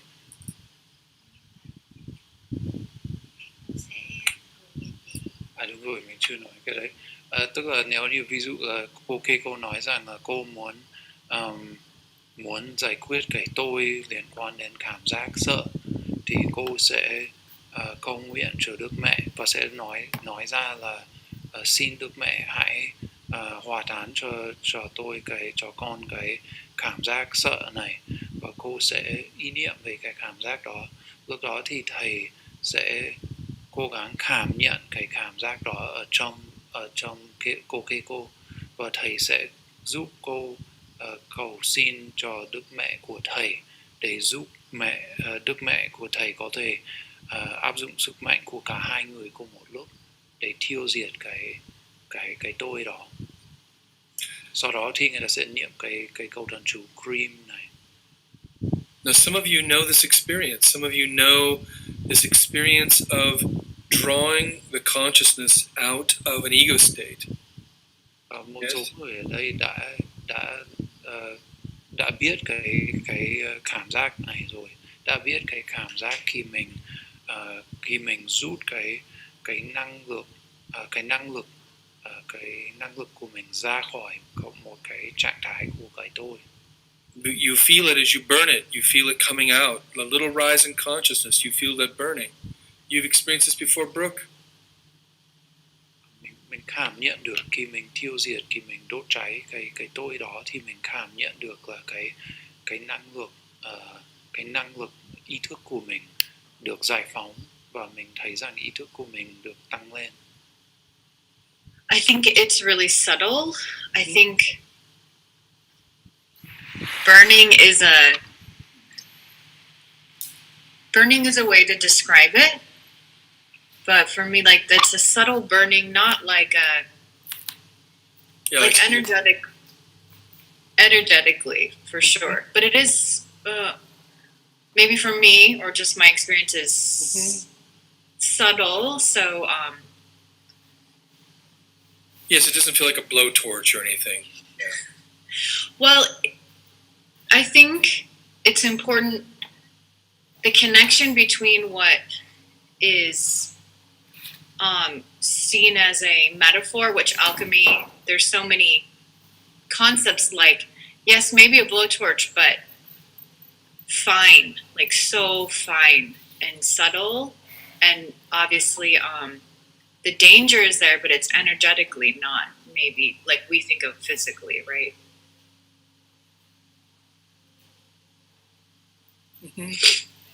So, not You have felt that before, right? Your Divine Mother working on Yeah. that through that, yeah? In some of the session, when I was calling my Divine Mother and chanting cream, it was like um,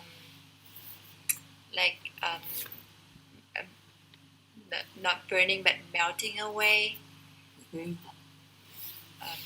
The, the ego state and feelings, Mm-hmm. and then after that is the I just is a rising of more aware of and more present after that has been melted away. Mm-hmm. It's my experience. Okay. What for you? Hai người vừa nói rằng là đối với người ta thì có thể là cái từ đốt cháy thì nghe không đúng lắm, vì nó tinh vi hơn, nó tinh tế hơn nhiều. Tức là cái cảm giác là như là mình thấy rằng là cái cảm giác của cái tôi đó là biến mất, và sau đó mình thấy cái ý thức của mình nó ý thức nhiều hơn. Ý thức nhiều hơn được về hiện tại, về sự hiện diện của bạn. Quên nói như nào. Greg, you felt this a little bit in your experience?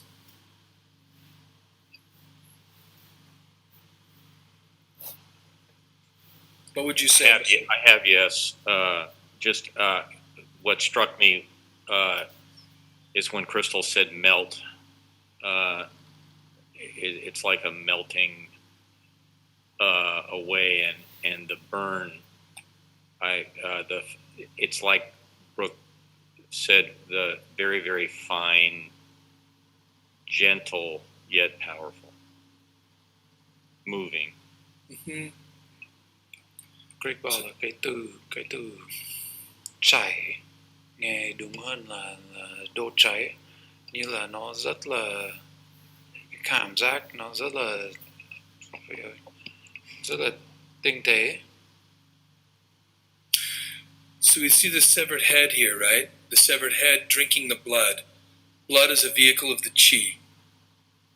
Ở trong bức tranh mình thấy một người bị chặt đầu, và cái đầu đang uống máu tượng trưng cho khí. This represents, as we are in this action, right? There's just consciousness. The mind is not there. The self is not there. We're dissolving the self, severing the mind.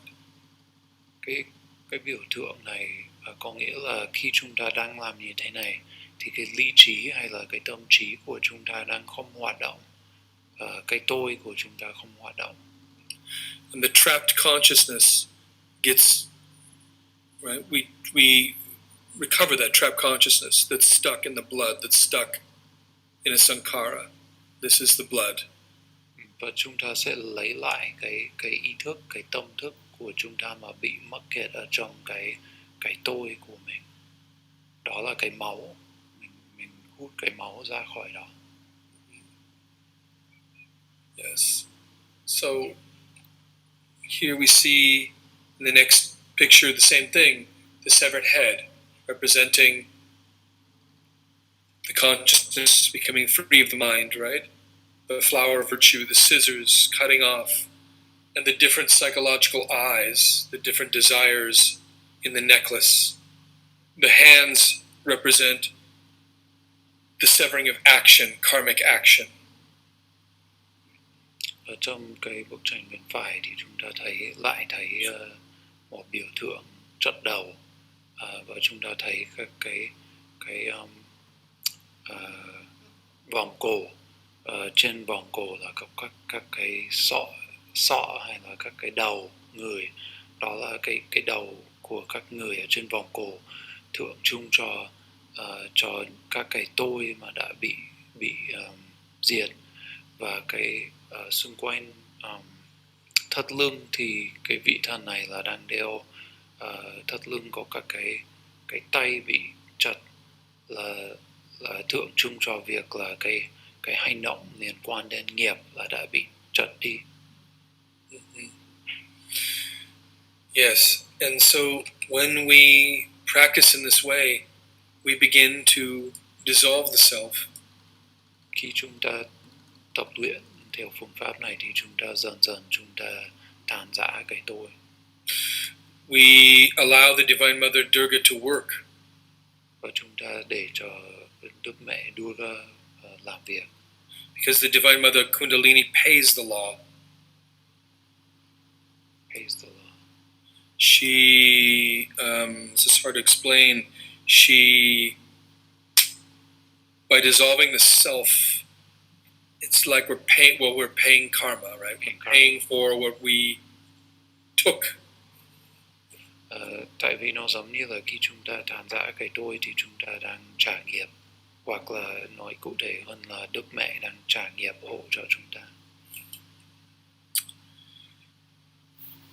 So, and gradually, as we begin to experience this, you begin to feel, after the practice, an arising in the consciousness.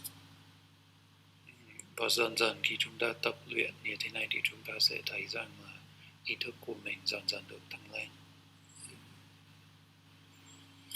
And this, in my experience, has a totally different effect on the way that you experience love in a relationship. Theo kinh nghiệm của thầy thì khi mình luyện tập như thế này thì nó sẽ hoàn toàn thay đổi cái cách mà mình trải nghiệm tình yêu ở trong một mối quan hệ. Because when practicing this way, lust and jealousy begin to dissolve. Vì khi mình tập như thế này thì dục vọng và cảm giác ghen tị sẽ dần dần tan biến. Just by becoming together in this way. Vì chúng ta quan hệ tình dục theo cách này. This is a big subject, but we want to introduce everyone to this now. Đây là một chủ đề to lớn, nhưng mà thầy thấy rằng bây giờ cần phải bắt đầu giới thiệu với các bạn. Because when we practice in this way, this is the most rapid way to awaken. Tại vì cái phương pháp tập này chính là cái cách nhanh nhất để đánh thức tâm thức. In one life. Ngay ở trong một kiếp. One has only to experiment with this to verify it for themselves. Nếu các bạn muốn thực chứng điều đó thì các bạn chỉ cần thử là sẽ biết. It becomes very clear that the chakras, the higher senses, awaken through this practice. Và các bạn sẽ thấy rõ rằng các luân xa và các giác quan cao cấp được đánh thức bằng cách này. And when the higher senses awaken, if the self is dissolving, then those higher senses belong to the inner God, the Bhante. Và khi các giác quan cao cấp được đánh thức thì nếu chúng ta đang tan rã cái tôi thì các giác quan cao cấp sẽ thuộc về Đức Phật nội tâm, hay còn gọi là bản thể. So,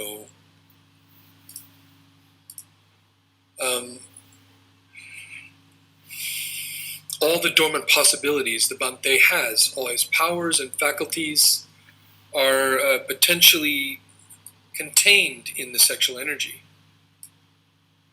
Tất cả các khả năng siêu việt mà nằm tiềm ẩn ở trong người chúng ta đều đang được ẩn giấu ở trong năng lực tình dục của chúng ta. The sexual energy is the sacred divine energy that originates creation in all of its aspects. Năng lực tình dục chính là cái năng lực thiêng liêng của vũ trụ mà kích hoạt tạo hóa trong tất cả các khía cạnh của tạo hóa. So normally people spill their energy through orgasm, and the sexual center basically has to replenish that energy, and so that we can spill it again, right? Theo cách thông thường thì mọi người sẽ suốt cái năng lực tình dục của mình sẽ được lãng phí. Mình sẽ cho nó suốt ra ngoài, và sau đó thì cái trung tâm sinh dục của mình sẽ phải nạp lại cái năng lực đó để mình có thể suốt nó ra ngoài một lần nữa. So the pineal gland and other glands of the body work and to recreate the jing, and then we spend it again in orgasm. Thế thì các tuyến nội tuyến của chúng ta, ví dụ như là tuyến tùng, nó sẽ hoạt động để tạo ra các cái hóa chất cần thiết cho cái trung tâm sinh dục.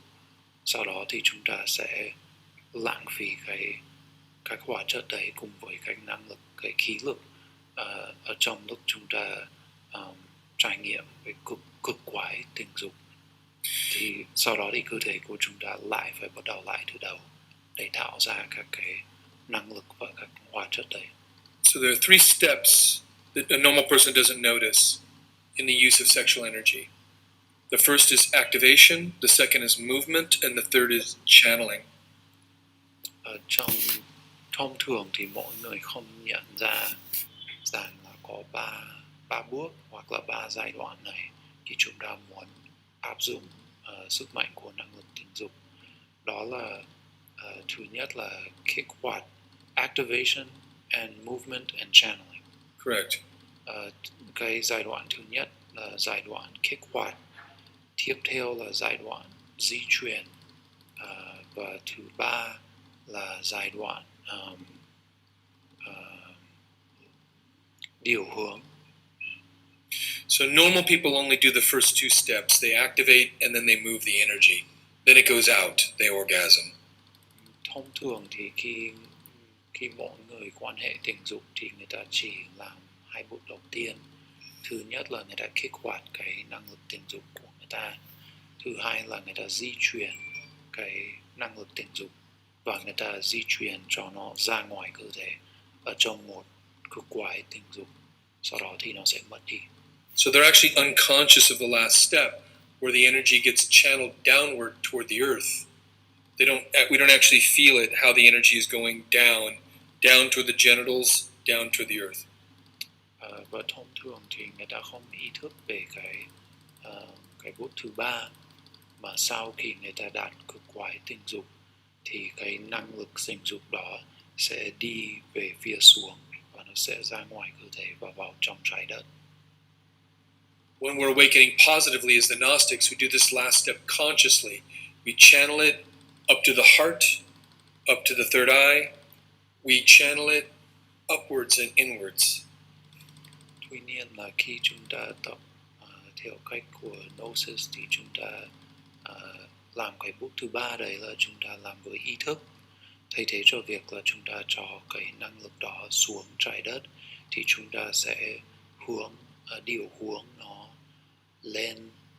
lên trái tim, rồi lên con mắt thứ ba. So when people are wasting the sexual energy when they orgasm, they don't realize that the energy inside of us is a very special kind of chi.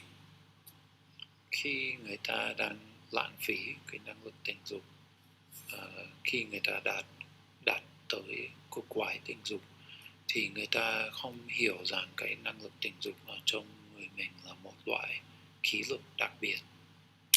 Now, when I ask people about their meditations, it's interesting because I would say that quite a lot of people tell me that they feel in their meditation kind of an activation of the left channel of the leg. They feel some energy down the channel of the left leg. Khi thầy tư vấn, thầy nói chuyện riêng với những người những học trò của thầy về việc tập thiền thì thầy thấy rằng là khá là nhiều người nói rằng là năng lực tình dục được kích hoạt trong lúc ngồi thiền, và người ta cảm thấy một dòng chảy năng lực chảy xuống chân trái của mình. This is the negative serpent, what Gurdjieff called the Kunda buffer, right? The negative serpent that goes down into the earth. Đó chính là con rắn tiêu cực, cái con rắn loại tiêu cực mà dẫn, đó là cái con đường dẫn năng lực sinh dục của mình xuống trái đất, được Gurdjieff gọi là Kunda buffer. Everyone has this, just usually it's not awakened. Tất cả chúng ta đều có cái con rắn thiếu cực đấy gọi là Kunda buffer. Tuy nhiên là thông thường chúng ta không đánh thức con rắn đó. Everyone has this, it's a kind of energetic tail. Nó giống như là cái đuôi của chó mèo, nhưng mà nó không phải là đuôi vật chất, mà nó chỉ là một cái đuôi ở trong thế giới, ở trong cơ thể khí lực. I don't want you to think about this in a frightening way. Animals have this, okay? This is my cat Chicken, and he has a negative kundalini. Thì không muốn các bạn cảm thấy sợ khi nghe điều này. Chicken. Con nào cũng có, ví dụ đấy là con mèo của thầy, và con mèo này có cái Kunda buffer này, đó chính là cái con rắn Kundalini loại thiêu cực này, nó ngay ở đây. Okay, so the tail is a way that animals, it moves around and it connects them to the energy of the earth. Their chi goes out, it's moving around, and it connects down to the energy of the earth. Thì cái đuôi ở trong các con vật thì cái đuôi là một cơ quan trong cơ thể mà nó di chuyển và nó kết nối, về mặt khí lực thì nó kết nối cái tâm thức của con đấy, nó kết nối với trái đất. This is actually a part of a lot of Tai Chi and Qigong practices. So you're bringing down the energy of the heavens, the planetary magnetic energy, into the earth. Okay? Rất nhiều bài tập khí công, người ta làm như thế, người ta kéo năng lực ở trên trời, người ta kéo vào trong bách hội ở đỉnh đầu, và người ta kéo nó xuống cho nó ra khỏi cơ thể ở trong trái đất, vào trong trái đất. All animals that have this, all animals that have a tail are transforming the energy of nature into the earth, and they're identified with the earth. They're a part of the earth. Con vật nào mà có đuôi, nó liên tục chuyển hóa năng lực và cho nó xuống trái đất, kết nối với trái đất. Tại vì cái con vật đó, theo một cách hiểu thì nó là một phần của trái đất. So the animals have this link to nature because they have very little ego. They can transform the energies necessary to sustain nature, and their tail is this Kunda buffer, the negative kundalini, right? Các loại con vật kết nối với thế giới tự nhiên rất là tốt, tại vì nó They have a little bit of ego, but not much. nó có cái tôi của bọn nó rất là nhỏ, rất là đơn giản. Đôi khi bọn nó có một chút cái cấu trúc tâm lý của cái tôi, nhưng mà không phải là nhiều, và nó cũng có cái đuôi, và nó liên tục chuyển hóa khí lực và sử dụng cái khí đấy để kết nối với trái đất, để giúp trái đất. And animals stay linked to nature, right? Vì thế cho nên là các con vật liên tục được kết nối với thế giới tự nhiên. But when you're trying to awaken, you're not trying to stay linked to the earth and to nature. You're trying to pull the energy up, back to the solar force. Tuy nhiên là khi chúng ta đang ở trong quá trình tu hành, chúng ta muốn đánh thức tâm thức, thì chúng ta không còn muốn kết nối với thế giới tự nhiên nữa. Chúng ta không muốn kết nối với trái đất, không muốn bị mắc kẹt ở trong trái đất nữa. Chúng ta muốn lấy cái năng lực đó và chúng ta muốn kéo nó lên trên trời, lên kết nối với năng lực của gọi là Đức Kitô. So human beings are different because they have the potentiality to transform the sexual energy not just into the earth, but into what's called the heavenly chi, the Xian in Taoism. Thì con người là khác với con thú vật, tại vì con người không chỉ có những khả năng chuyển hóa năng lực để đưa nó vào trong trái đất, mà con người cũng có khả năng chuyển hóa năng lực để kết nối với cái loại khí lực của trời. So most humans, because they're asleep, they have this energetic tail. They feel it in the left leg. I've had I would say quite a lot of people this last year in reviewing meditation practices tell me this, that they actually feel it. They don't know what it is, but they feel that connection. They feel that channel in the left leg.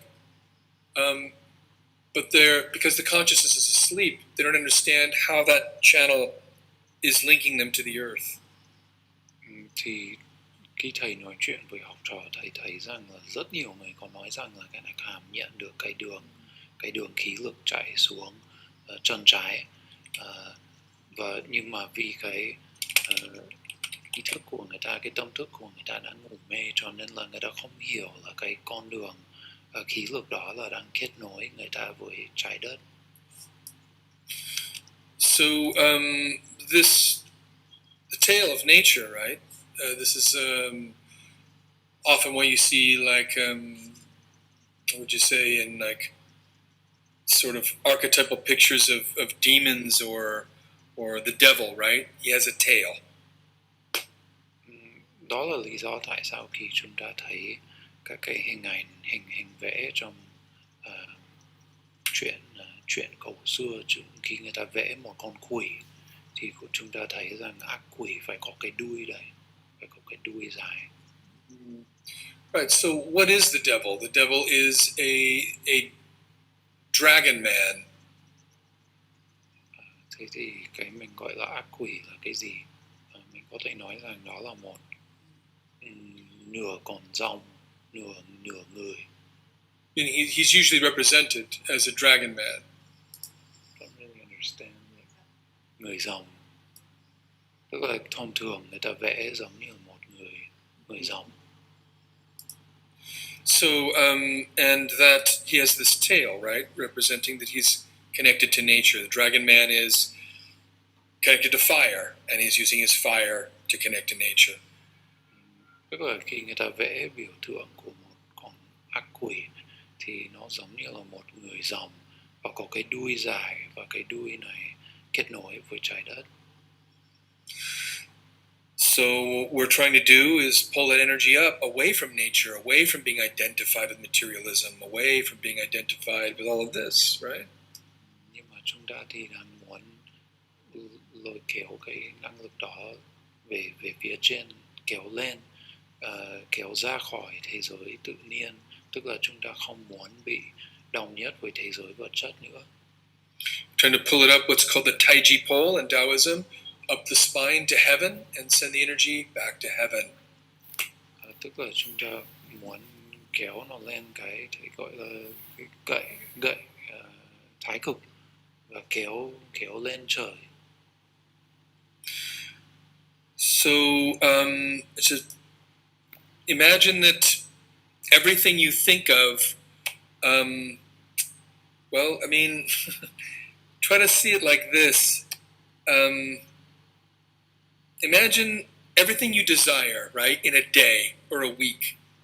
You might desire a latte, you might desire a muffin, you might desire a chocolate bar. Lots and lots of things you desire. You don't get them all, you don't eat them all, you don't do them all, but you may have a lot of desires during the week. Follow? Everybody with me?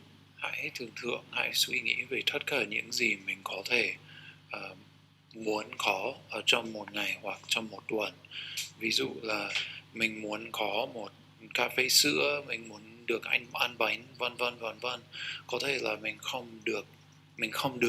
không có được tất cả những thứ đó, nhưng mà mình có cảm nhận ở trong người mình là mình muốn có cái đó.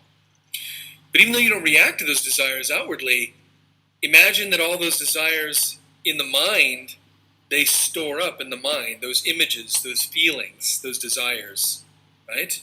Mặc dù They stay in you as images that come up later when you're meditating, as dreams. They store up and stay in the world of the mind.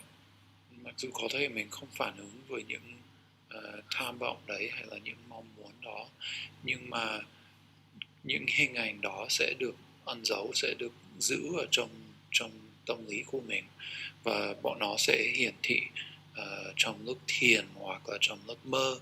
Tức là mấy cái hình ảnh liên quan đến mong muốn của mình sẽ được duy trì, sẽ được giữ lại ở trong tâm của mình. All those images you're holding on to, that you're storing up in the mind, it's like these are all forms, real forms, and the more forms you hold on to, the more you're weighted down by materialism, giống như là by desire. các cái hình biểu tượng của những mong muốn của mình, là giống như là các cái hình biểu tượng mà chúng ta càng bám vào càng nhiều hình biểu tượng đó thì nó sẽ được bọn nó sẽ được lưu trữ ở trong tâm của mình, và chúng ta càng bám vào càng nhiều cái hình biểu tượng đó thì chúng ta càng bị mắc kẹt ở trong đó.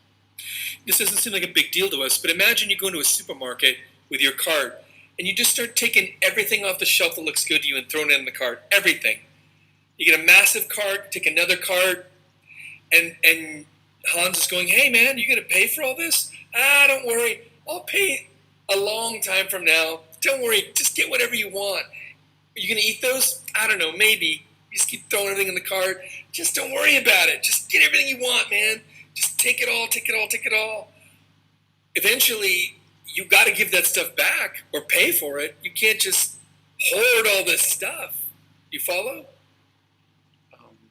Thì có thể là các bạn không thấy rằng là có vấn đề gì đó trong việc mình lưu các cái hình biểu tượng ở trong tâm của mình. Tuy nhiên là nếu có thể là chúng ta sẽ hiểu rõ hơn là nếu chúng ta suy nghĩ về một người mà đi siêu thị và người ta đang đi vào trong siêu thị và người ta thấy gì thì người ta lấy luôn, thấy bánh thì lấy, thấy áo thì lấy, và mình nói với người kia là tại sao bạn này lấy nhiều thứ như thế. Trước khi ra khỏi siêu thị thì bạn sẽ phải là một là trả tiền để mua đồ này, hoặc hai là bạn sẽ phải trả lại cái đồ này, chứ bạn không thể giữ mãi ở trong cái túi đi chợ của mình. So that's what it is to be filled with karma. You'll either kind of get all that stuff out, which is paying, or nature will kind of do it for you in the end. Thì khi chúng ta đầy nghiệp thì nó giống như thế. Chúng ta có hai phương án lựa chọn. Một là chúng ta phải lấy các cái hình ảnh biểu tượng và chúng ta cần phải đẩy nó ra ngoài. Hoặc thứ hai là chúng ta cứ mắc kệ và để cho thế giới tự nhiên xử lý hộ cho chúng ta. Tức là thế giới tự nhiên sẽ bắt chúng ta phải trả nghiệp bằng đau khổ. I apologize that we're not able to do more experiential exercises. We're going to come back to those and have less talk. But explaining about how the karma mudra works and how marriage works with consciousness, it's taken a little time because of the doubling of the translation. So I apologize to everyone. It's such long talks the last couple of weeks. Thầy xin lỗi vì It's not usually like how I like to do it, actually.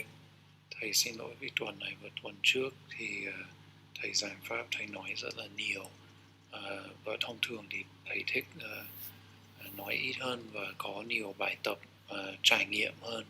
Nhưng mà trong 2 tuần này thì vì là đang nói về cái chủ đề tình dục này, cho nên là có rất nhiều thứ cần phải nói.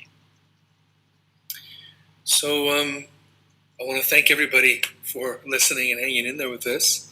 Yeah, and so next week we're going to talk about the philosophical stone and how we can recognize when we're awakening internally in our dreams and meditations, symbolically, stages of the Kundalini, how we can see it and recognize it through universal symbols that everyone that does this sees. Okay?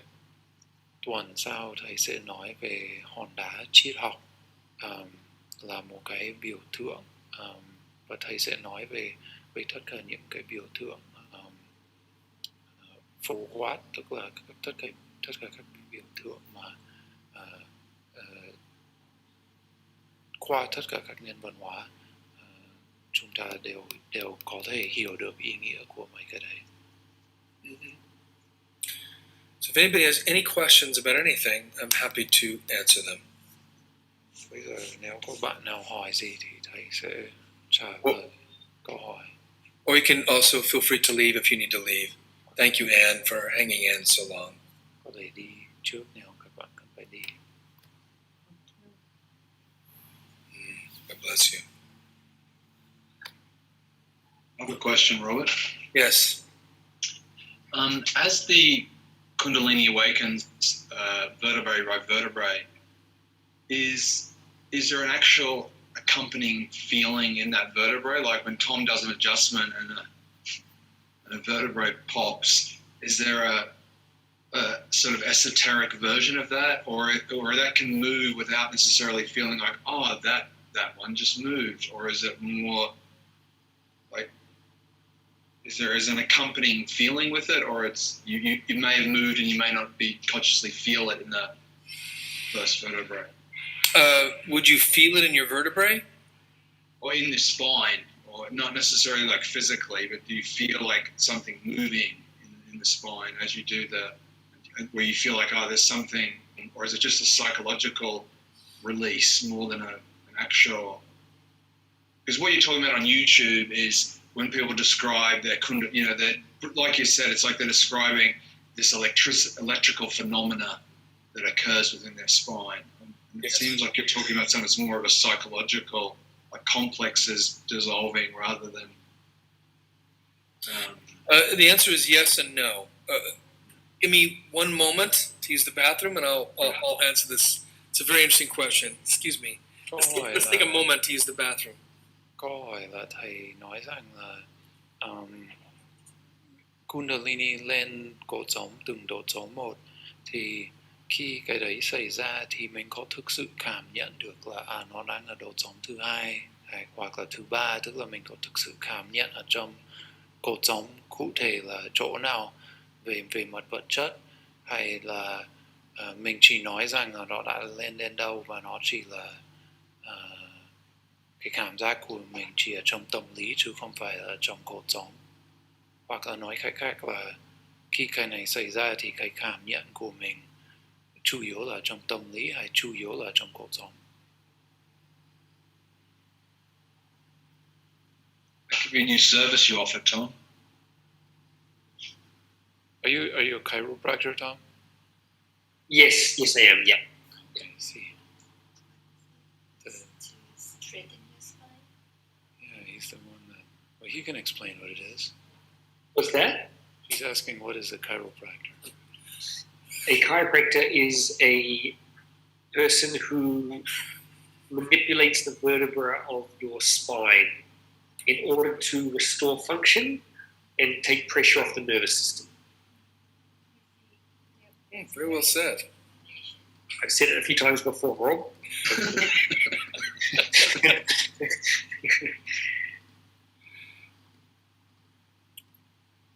Okay. When you raise a vertebrae, you can feel it. You definitely will know it internally. You have a sense of it. Sometimes it can happen if you have a lot of mystical pride. Your Divine Mother may keep it from you in the beginning.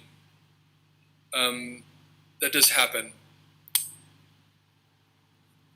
But eventually you'll know it, and you can feel it. I would say you feel it when you're working on it with your partner. You definitely feel it. You feel it when you're going through it. You feel it when you know it's raising. You feel it when you're talking to your Divine Mother. When you talk internally to masters. Sorry, Hans, I'm sorry. Okay. Câu trả lời của thầy là thông thường thì mình sẽ cảm nhận được trong khi mình đang tập luyện với vợ của mình, hoặc là mình sẽ cảm nhận được khi mình gặp Đức Mẹ, hình như là trong mơ khi mình nói chuyện với Đức Mẹ.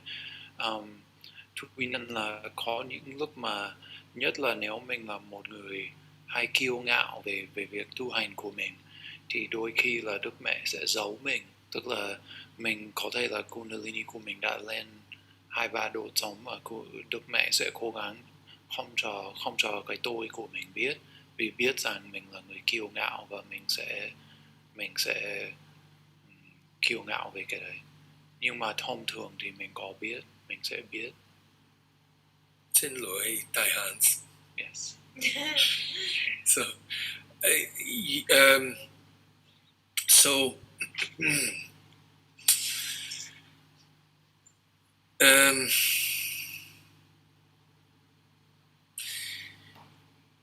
when you awaken the Kundalini, when you talk to a master internally, masters will often refer to people, when they talk about someone psychologically, they'll talk about their spine. So if a master, if Hans is talking to a master, and he says something about, you know, well, Robert has a lot of fear, and the master say, yes, Robert has a lot of fear in his spine. You also have a lot of fear in your spine. And they'll say, you know, yes, you both have fear in your spine. They kind of talk about your nervous system, your mind as your spine. Khi mình nói chuyện với một bậc thầy, ví dụ mình nói chuyện với một bậc thầy ở trên cõi trời chẳng hạn, một vị Phật chẳng hạn, hoặc một vị Bồ Tát, thì người ta hay nói về, mình nói về ai đó thì người ta hay nói về cột sống của người ta. Ví dụ là mình nói rằng là Robert kia là một người hay lo sợ, thì cái vị Phật này sẽ nói là đúng rồi, cái thầy Robert kia là có rất nhiều cảm giác lo sợ ở trong cột sống. Hay nói như thế. If you leave your body and you go to the Sphinx in Egypt, this is a temple, an active temple of the White Lodge. Nếu chúng ta ra khỏi cơ thể và chúng ta đi Ai Cập, cái Sphinx gọi là cái gì? Nhân sư. Chúng ta đi cái nhân sư Ai Cập, ở trong cõi cảm xúc, khi chúng ta đang xuất hồn ra ngoài cơ thể, chúng ta có thể đi vào trong nó, và chúng ta sẽ thấy rằng ở bên trong đó là có một cái đền thờ, vẫn đến hôm nay vẫn có, và người ta vẫn đang làm lễ ở trong đó. Okay, so if you go to the Sphinx,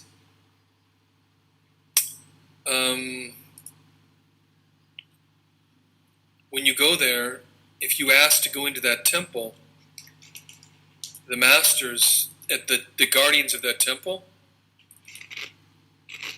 here's the Sphinx. Everybody seen this before, yeah? Đây là nhận sư. So the masters of that temple will look at your spine. Thì nếu như các bạn xuất hồn và các bạn đi Ai Cập để đi vào trong cái đền thờ nhân sư đấy, khi mình xin phép đi vào trong đền thờ đấy, thì cái người bảo vệ, cái người canh gác ở bên ngoài sẽ kiểm tra cột sống của mình. This is hard to explain, okay? It's not like they're looking at you and they're judging you, like they're better than you. They don't have ego. They're looking at you to see if you're capable of comprehending what's in the temple, if you're capable psychologically of being in there and receiving what's happening. Thì khi cái vệ sĩ của đền thờ kiểm tra cột sống của mình, không phải là do người ta đang phán xét, hoặc là do người ta nghĩ rằng người ta cao siêu hơn và mình thì thấp kém.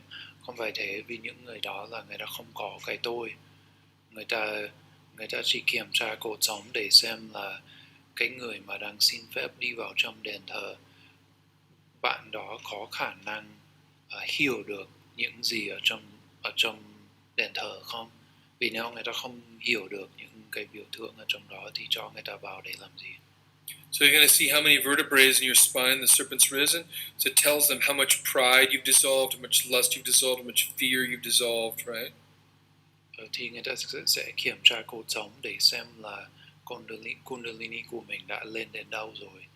Vì người ta muốn đếm xem là được bao nhiêu độ sống, để biết được là mình đã tan rã cái tâm kiêu ngạo đến đâu rồi, cái tâm lo sợ đã tan rã đến đâu rồi, cái dục vọng của mình đã giải được đến đâu rồi. They're not just going to give the secrets of nature just to anybody that wants to come in, you follow? Chứ không phải là người ta nói ra các bí mật của thế giới thiên nhiên cho bất kỳ ai muốn vào đền thờ. Không phải thế. And you've heard of the Akashic Records? Yes, talked a lot about psychic circles. That's right. In psychic circles, it's talked a lot about the Akashic Records, right? Okay, you've heard the Akashic Records, Hans? Yeah, I don't know how to translate it though. Okay, so basically it'd be like there's a term. Akashic is not it's a term that comes from Hinduism. It's an elaboration on the word Akash. The Akash is like the equivalent to the fifth element, the ether, the unknowable element. Okay, so there's no translation for Akash, I'm sure. So, but what you could say is this: the Akashic records are like the records of the consciousness of nature. It's like the memory within the consciousness of nature. So grass and plants and animals and people, there's a conscious memory of everything that happens in nature, right? That's called the Akashic records. Thầy đang nói về cái từ Akashic record này là em dịch thế nào? Như là bản ghi. Akash là một cái ở trong triết học Ấn Độ thì người ta nói là có 5 yếu tố là lửa, nước, khí, đất, và cái thứ 5 là cái yếu tố như là cái góc bí mật của cả 4 yếu tố đấy là 4 yếu tố vật chất là Akash. Thì khi người ta nói về Akashic record thì người ta đang nói về cái giống như là lịch sử của toàn bộ thế giới, nhất là thế giới thiên nhiên là được ghi lại, và những người có khả năng đặc biệt thì có thể vào đọc vào xem. The Akashic records are related to the Hall of Karma, the Hall of Mat. Còn cái Akashic record này liên quan đến Hall of Karma, cái like a temple of karma. liên quan đến đền thờ nhân quả. So to see the Akashic records, you can, anybody can't just walk in and see the Akashic records. It's not like that. Nếu mình muốn nhìn thấy cái bản ghi Akash này thì không phải là ai cũng có thể xin phép vào xem, ai muốn xem đi xem, nó không phải như thế. But in the New Age movement, lots of people act as if they've seen the Akashic records about everything. Nhưng mà trong các cái hội tâm linh học thời đại mới, có rất nhiều tác gia, rất nhiều người nói rằng là tôi đã nhìn thấy, tôi đã đọc cái Akashic record của bao nhiêu thứ rồi. But there's also a memory of the unconsciousness of nature. Nhưng mà bên cạnh cái Akashic record là cái bộ nhớ của thế giới tự nhiên đấy, thì cũng có một cái bộ nhớ hoặc là một cái bản ghi của lịch sử trong tiềm thức hoặc là lịch sử vô thức của thế giới tự nhiên. Related to the lower dimensions. Và cái thì gọi là gì? Tầng hạ thức hay là cứ tạm dịch như thế. Tức là có một cái bản ghi như thế liên quan đến các cõi địa ngục nữa. So for you to be able to see something like the Akashic records, your spine has to be right. The Kundalini has to be up your spine, and you have to be able to show you psychologically have the capacity to see this. You follow? Thì nếu một người muốn được đọc bản ghi đó thì Kundalini phải lên cột sống đến một mức độ nào đó, và người ta phải các vệ sĩ phải kiểm tra, người thấy rằng là người ta có khả năng nhìn thấy mấy cái đấy thì người ta mới cho phép đọc. You feel your serpent. Now listen, sometimes you get attacked internally. And when you get attacked internally by a black magician, you reach back and you pull your sword of fire, whatever level of Kundalini you have, man. And that you feel your spine. Your spine is your force, the force of the Christ. There's your sword, right? Đôi khi ở trong giấc mơ, trong lúc hoặc là trong lúc mình đang xuất hồn thì mình bị một người xấu hoặc là một phù thủy đen tấn công, thì lúc đó là mình muốn bảo vệ bản thân thì mình muốn rút ra thanh gươm, thì cái thanh gươm của mình là cái sức mạnh Kundalini ở trong cột sống, thì ở trong giấc mơ mình rút ra cái thanh gươm như thế này, và cái thanh gươm chính là cái sức mạnh Kundalini ở trong cột sống của mình. you're going to pull whatever level you have. Might be a little sword. Có thể là cái Kundalini của mình chỉ là như thế này thôi. Nhưng mà cái too sức big. mạnh mà mình có thì mình sẽ rút ra thôi để bảo vệ bản thân. That happened to me once. I faced something, a really terrible ego state in me. It looked like a giant Darth Vader. Việc này đã xảy ra một lần với thầy rồi, là thầy gặp một cái tôi của bản thân thầy, mà thầy cảm thấy rất là sợ khi thấy cái tôi này mà nó hiện diện ở trong giấc mơ của thầy, nó hiện diện với hình dáng của cái nhân vật Darth Vader trong phim Star Wars. And I'd read a lot of Samael stuff about conjurations, and I felt very confident. And I prayed, and I grabbed the sword, and it's like a little sword like this. And I looked, and I felt very, felt like I don't know if I don't know if we can do this. Thì So- lúc gặp cái nhân vật cái tôi này mà đang biểu hiện với cái hình dáng của nhân vật phim này, thầy rất là tự tin, tại vì thầy đã đọc rất nhiều sách về những câu thần chú rồi những lời khan, và thầy nghĩ rằng là bây giờ thầy sẽ chiến đấu với cái tôi này.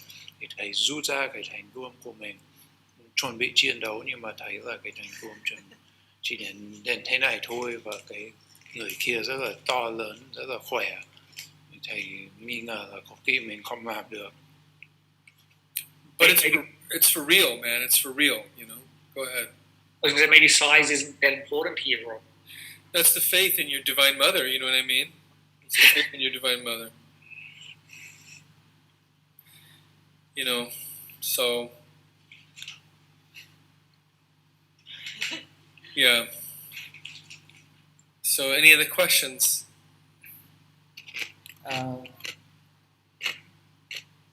Em muốn hỏi thầy một chút là giống như em muốn gặp lại một vị thầy trong giấc mơ, thì có cách nào mà gặp lại không? Vì em không biết tên vị thầy đấy. His question is, so there's a teacher that he met in a dream, and he wants to meet him again, but he can't remember his name. Is there a way that he can call that teacher to meet him again? Were you conscious when you met that teacher? Lúc em gặp vị thầy đấy thì em có đang ý thức không? Em mới biết là em đang ở trong giấc mơ. He was aware that he was in a dream. Tức là em cách đây khoảng vài tuần em có mơ thấy là em gặp mấy vị thầy ở trên mấy cái lâu đài, kiểu như không biết là lâu đài màu trắng nhưng ở trên đỉnh núi. Thì các vị đấy thì đều là, theo em biết thì đều là các lạt ma ấy. Thì nhưng mà em không biết tên các vị đấy. Thì các vị đấy thì nói một vài điều gì đó nhưng mà em không hiểu, không biết ấy. Thì A few weeks ago, he was having a dream where he saw like a white castle, and there were some people in there, and he felt that they were lamas, and he wasn't really sure who they were. Nhưng mà em muốn em muốn gặp lại các vị đấy thì em không biết gặp điều gì. And they said something to him, but he wasn't sure what it was, and now he wants to meet them again. Bởi vì đây cái giấc mơ đấy lần đầu tiên em thấy các vị kiểu là làm ma như thế. So he was in that dream. That was the first time that he met those lamas in that dream. Have you ever had an experience before where you woke consciousness in the astral and you could make a conscious investigation, drawing a circle and invoking a master? Have you ever done that before? Sơn đã bao giờ có cái trải nghiệm mà mình đang mơ và mình ý thức được rằng mình đang mơ, và lúc đó là mình vẽ cái vòng tròn để mình gọi một vị thầy. Em đã bao giờ làm được như thế chưa? Nếu mà ở trong cái trạng thái mà biết mình đang nằm trong giấc mơ thì em có nhiều cái trạng thái như thế, còn còn trong giấc mơ mình vẽ một cái vòng tròn để mà gọi một vị thầy nào đó thì chưa. Yeah, so he said he had plenty of conscious astral experience, but he never actually drew that circle and did that ritual. If you've never done that, you couldn't do it.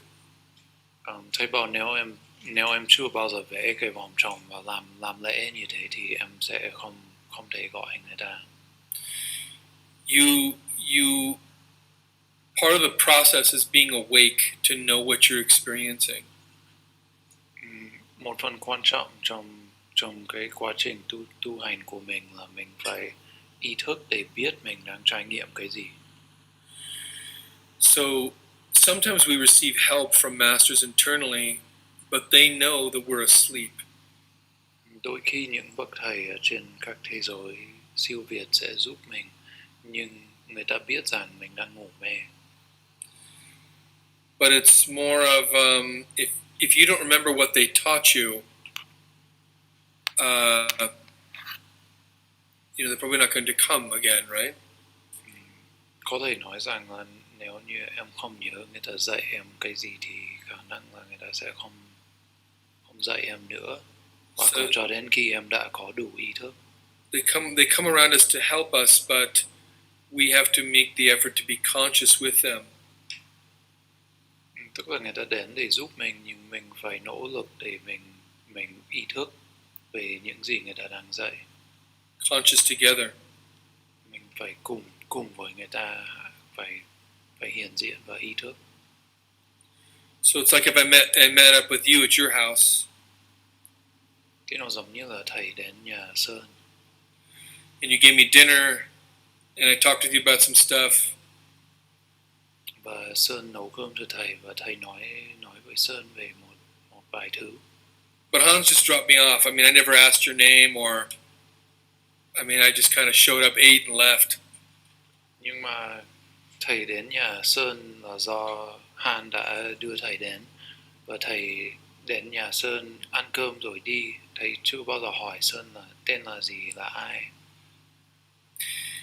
When you interact with a master internally, it's always good to try to talk a little bit about chastity at some point.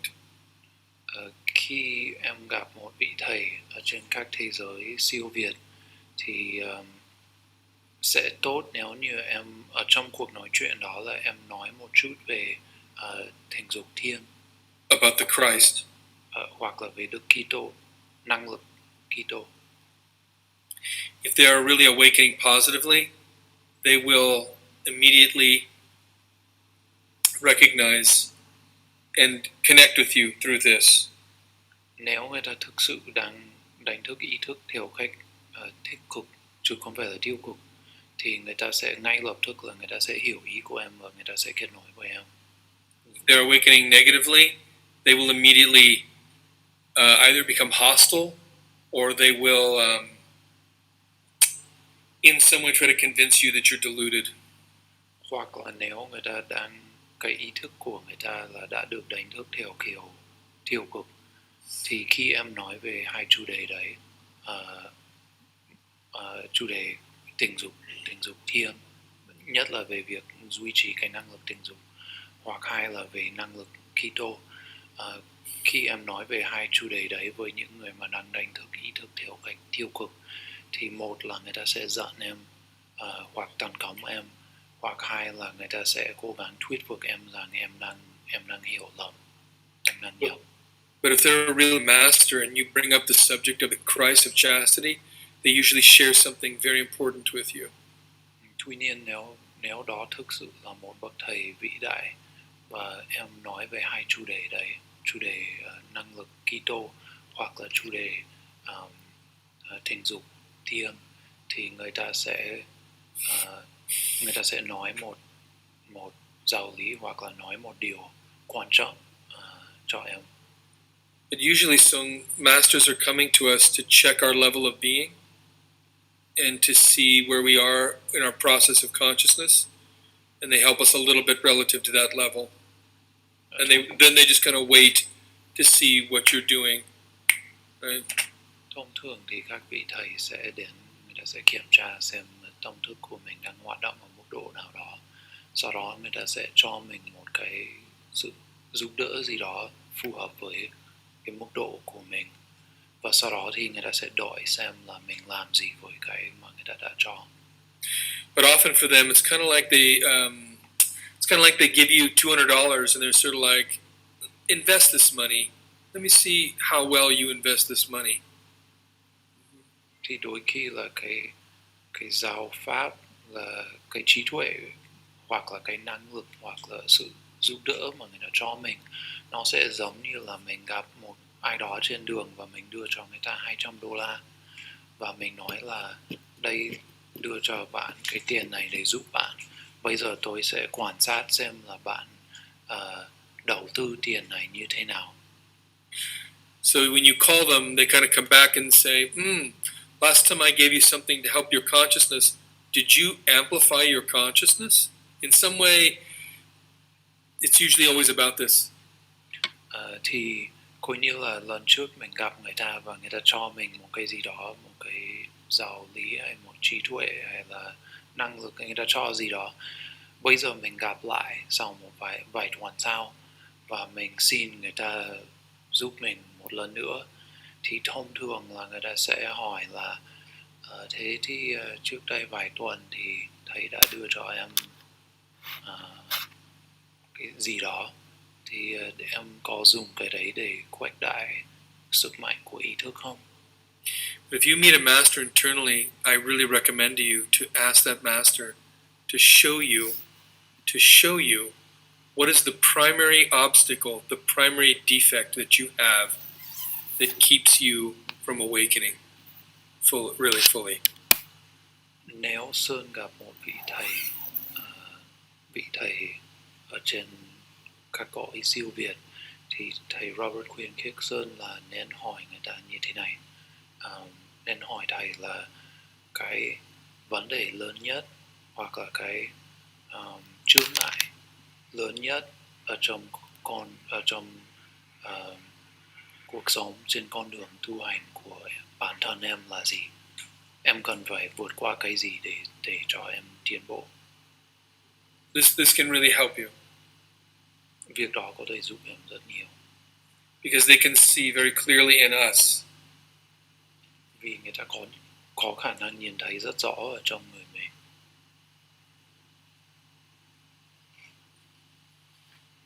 So first, try drawing a circle and invoking Master Samael, for example. See if you can do that. Thì thứ nhất là em có thể thử vẽ một hình tròn và gọi một vị thầy, ví dụ là gọi thầy Samael chẳng hạn, xem em có gọi được không. And here's how you can do that. Thì em có thể làm, cụ thể là em làm như sau. Do you know the subject-object location practice? Sơn có biết cái bài tập mà chủ thể, đối tượng, địa điểm không? Em không biết ạ. Mic của Sơn. Em không biết ạ. No, he doesn't know that practice. Really? Okay. I think we have that practice. That practice is on your website, right? Yes, those words appear on the website. I'm not sure if there's actually a page dedicated to it. Well, it's in Revolution of what is it? Revolutionary Psychology. Is it not? Yeah. Okay. Okay, so read the chapter in Revolutionary Psychology about this. I'm looking for the link. SOL is there? Okay. Hold on, I'm going to get him the link.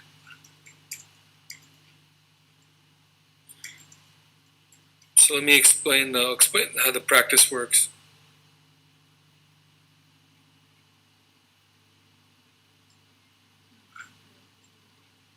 Yeah, there are a few links. Got this one. Anh đang gửi link về cái bài tập thầy đã nói.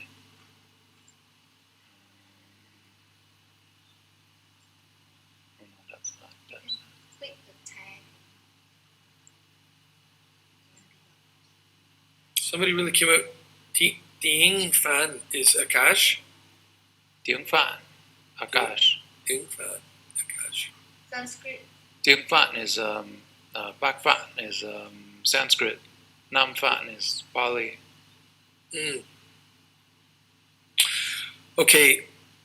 Subject is when you observe your attention and you become identified with the consciousness. Thứ nhất là subject, chủ thể, là khi em quan sát ý thức. You have to do this practice 5 times a day, by the way. Em quan sát ý thức, em quan sát tâm thức. Em nên cái bài tập thầy đang nói là em nên tập một ngày 5 lần. So your alarm goes off and you remember subject. You begin observing yourself. Thì cứ cho rằng là em đặt đồng hồ 5 lần trên ngày. Thì lần thứ nhất đồng hồ kêu, thứ nhất là em sẽ quan sát bản thân. This is the most important part, that you separate from the feeling of sung. Cái việc quan trọng nhất là em phải tách ra khỏi cái cảm giác về sơn. You feel yourself as the consciousness, not identified with your personality. Và em phải cảm nhận bản thân ở trong ý thức, ở trong tâm thức, chứ không bị đồng nhất với tính cách của sơn. The second thing is object. Bước thứ hai là đối tượng. You look around the room carefully at all the objects. Tức là mình nhìn xung quanh phòng và mình ý thức về tất cả những đối tượng ở trong đó. You orient yourself to where you are and what's the purpose of what you're doing there. Tức là mình kiểm tra xem mình đang ở đâu và mình hỏi bản thân là mình đang ở đây để làm gì. So I look around the room, I see the printer, I see the curtains, I see the bowl, I see the door, my cup, and the chair. And I look around carefully, the clock, for anything strange out of the ordinary. Ví dụ là thầy nhìn xung quanh phòng và thầy thấy máy in, thầy thấy cái ghế, thấy đồng hồ và thầy đang kiểm tra xem ở trong căn phòng này là có thấy gì lạ không. So it might be something strange. My clock might actually be moving backward. Ví dụ là có lẽ là thầy kiểm tra xung quanh phòng và thầy thấy rằng là đồng hồ của thầy đang quay ngược chiều chẳng hạn. Nếu thấy như thế thì đó là một điều lạ. Remember, when you are in the dream world, we don't differentiate between the physical world and the dream world. Việc này quan trọng tại vì trong lúc mình đang mơ thì thông thường chúng ta không kiểm tra kỹ như thế. Vì thế cho nên là chúng ta không phân biệt rõ giữa thế giới vật chất và thế giới cảm xúc. So you are looking around carefully to discern where you are, and then you ask yourself, where am I? What am I doing here? I'm in my office, and I'm teaching a class right now on Gnostic teachings of awakening. Thì mình nhìn xung quanh căn phòng rất cẩn thận và mình hỏi tôi đang ở đâu, đang ở đây để làm gì. Ví dụ là thầy nói rằng là thầy đang ngồi trong văn phòng của thầy đang dạy một lớp về Gnosis, về cách đánh thức ý thức. Sometimes you might ask yourself that question, where am I? What's my purpose of being? Oh, I'm in my living room. Gosh, what is my purpose for being here? You know what? I just went to bed a little while ago, didn't I? Wait, if I went to bed, how am I in the living room? Do you understand what I'm saying here? Đôi khi mình sẽ đặt câu hỏi như thế. Ví dụ là thầy sẽ hỏi là tôi đang ở đâu và thầy sẽ bảo là mình đang ở trong phòng khách của nhà thầy. Rồi thầy sẽ hỏi là mình đang ở đây để làm gì. Và khi thầy đặt câu hỏi này cho bản thân, thầy sẽ nói là nhỉ, mình đang ở đây để làm gì? Tại vì trước đây vài phút mình vừa đi ngủ. Tại sao bây giờ mình đang ở trong phòng khách? Thì lúc đó là mình sẽ phát hiện ra sự thật. So you ask yourself the location, what's your purpose for being here? What are you doing here? Right? You remember that. Tức là mình hỏi là cái địa điểm, cái địa điểm này là mình ở đây để làm gì? Mình So phải chú ý cái đấy. Use your awareness in your mind to bring yourself into the present. tức là mình sử dụng lý trí cùng với ý thức để lôi kéo bản thân mình về với hiện tại. Em hiểu không? Okay. So then, now that's a normal practice you do 5 times a day to awaken in the dream world, okay? Đó là một bài tập bình thường mình làm để mình tập 5 lần hàng ngày để mình thức tỉnh ở trong thế giới giấc mơ. You have to add 2 things in, okay? Bây giờ em cần phải có thêm 2 yếu tố nữa. You ask yourself, is this a dream? And you test it. Thứ tư là em phải thêm một câu hỏi nữa, là em hỏi đây có phải là giấc mơ không, và em phải kiểm tra để xem có phải là giấc mơ không. You have to get yourself in the habit of this so that you begin to do this in your dreams. By doing it 5 times a day in the physical world, you'll start to also train yourself to do it in your dreams, in your subconscious mind. Cái bước thứ tư này là chúng ta cần phải làm một thói quen. Khi chúng ta đang ở trong thế giới vật chất, chúng ta lập thói quen, chúng ta hỏi đây có phải là giấc mơ. Mục tiêu của mình là nếu mình lập thói quen như thế thì khi mình đang ngủ, mình sẽ tiếp tục theo thói quen đó. Sorry to interrupt, Robert. I'm going to have to go, so Yeah. bye everyone. Okay. Thank you. The last thing is this. Here it comes. You want to wait, Ewan? Just one more moment. Okay.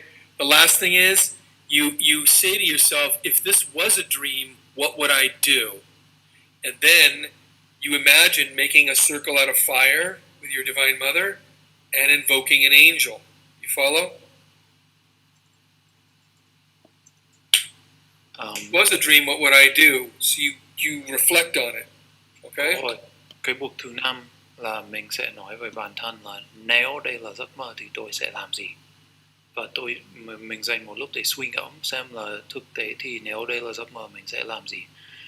Bây giờ cái mục tiêu của cái bài tập này là để tạo ra một thói quen ban ngày để khi mình đi ngủ mình sẽ tiếp tục hành động theo thói quen đó. Thì trong bước thứ 5 là mình sẽ nói với bản thân là nếu đây là giấc mơ thì mình sẽ You will, if you keep I didn't know if he said that yet. Thì mình sẽ, nếu đây là giấc mơ thì mình sẽ vẽ cái vòng tròn.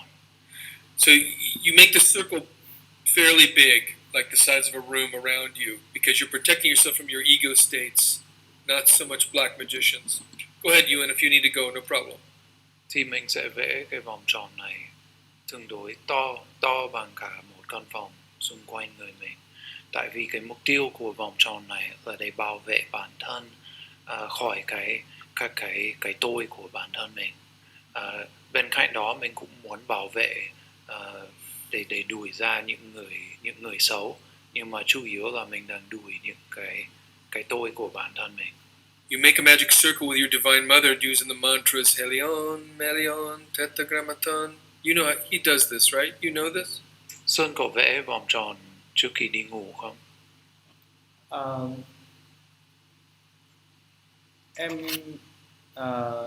Em có thử, nhưng mà sau đó thì có một hiện tượng là ít mơ hẳn ấy, ít mơ. Sau đó thì em lại thấy là khi mình vẽ được cái đường tròn đấy thì cảm giác là cái tần suất mà mình mơ thì nó ít đi, mặc dù là những cái cảm giác trước đây một số cái giấc mơ là ác mộng xấu ấy thì nó sẽ không xuất hiện, nhưng mà nó lại không cho mình những cái trải nghiệm mới. Thế nên là em muốn là mình đối diện với cả những cái cảm giác mơ xấu thế, thì sau đó em dừng lại. So he said he was drawing the circle. He tried it a few times, but he noticed that it was stopping some of the negative experiences, but it was also just making him dream a lot less, and he wanted to have more experiences, so he stopped drawing the circle before he sleep. You're having an illusion there, man. It's not making you dream less. The circle is not doing that to you. This is in your mind. Thầy bảo em đang hơi bị ảo tưởng này, là cái vòng tròn này nó sẽ không làm cho em mơ ít đi. Chắc là em đang Có thể là em đang bị ảnh hưởng vì mặt tâm lý do em nghĩ thế hay là sao?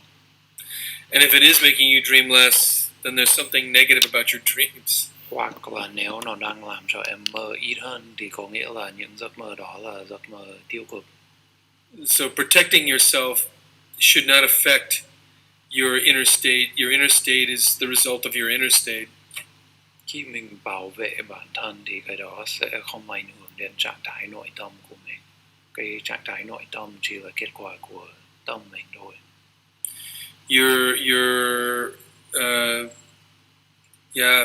What you dream and how you dream is the result of how you pay attention during the day. It's as simple as that.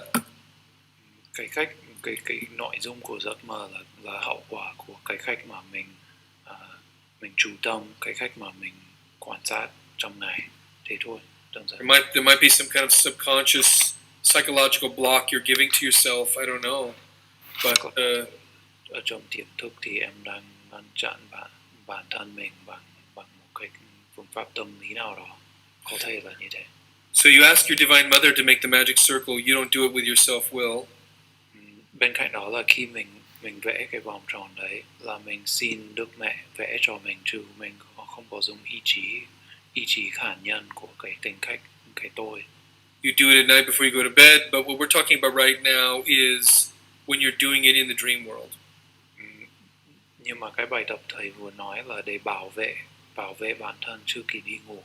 Còn bây giờ thì thầy đang nói về cái khác, là mình đang mơ rồi, mình đang ở trên thế giới giấc mơ và mình vẽ cái vòng tròn đấy trước khi gọi một vị thầy. You're drawing a circle of protection. Đó là cái vòng tròn để bảo vệ bản thân. Okay? But more than black magicians, you're trying to actually protect yourself from your own ego states. They will interfere. Because if you're conscious, you're trying to protect that consciousness from being identified again. Do you follow? Thì khi mình vẽ cái vòng tròn đấy là thứ nhất là để bảo vệ mình khỏi những người bên ngoài, nhưng mà quan trọng hơn là để bảo vệ mình khỏi cái tôi của mình. Tại vì nếu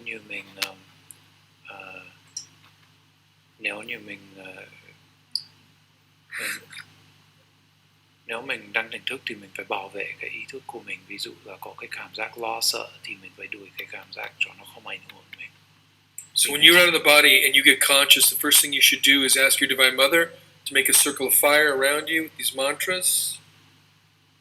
Thì khi mình đang ở ngoài cơ thể và mình tỉnh táo thì cái việc đầu tiên mình phải làm là cầu xin Đức Mẹ sử dụng cái câu thần chú để vẽ cái vòng tròn để bảo vệ mình.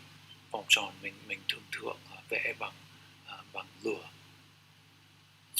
And begin praying to your being, right? Praying to your Bante. Sau đó thì mình sẽ cầu nguyện cho Đức Phật nội tâm, cho bản thể của mình. And you pray always to your Bante to make the invocation. Don't do it from your self-will, from your mind. Sau đó thì mình sẽ cầu nguyện xin cái bản thể của mình gọi cái vị thầy mình muốn gọi, chứ không phải là mình gọi từ cái ý chí cá nhân của mình. When you do it from your mind, you're doing a lower form of magic. Khi mình sử dụng ý chí cá nhân của cái tôi để gọi một vị thầy thì mình đang làm một loại phép thuật hạ cấp. You will always invoke lower beings or mental representations. Thì khi em làm phép thuật đó thì em chỉ có thể gọi những vị thấp cấp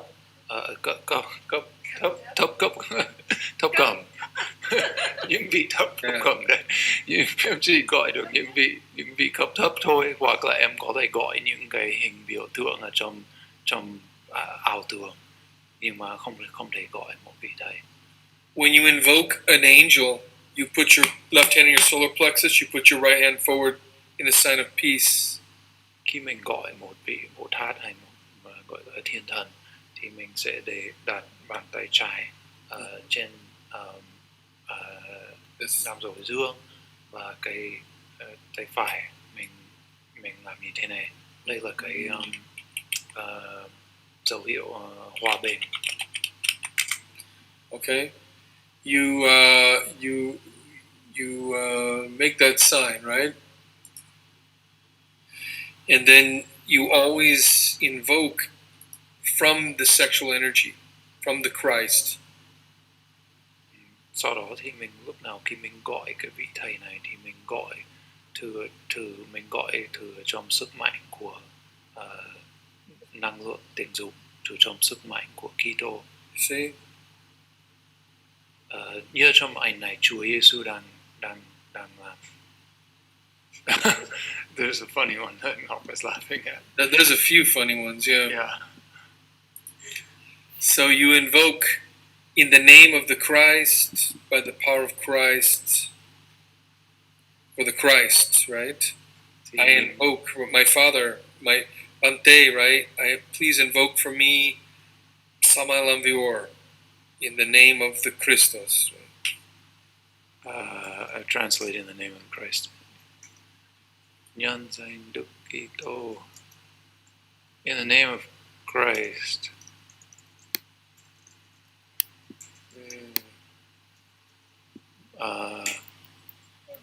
By the power of Christ, bởi sức mạnh, với sức mạnh Kitô. So you're invoking from your internal fire, your consciousness, from your Bante, right? When you do this prayer. Vinh glory, vinh hiển.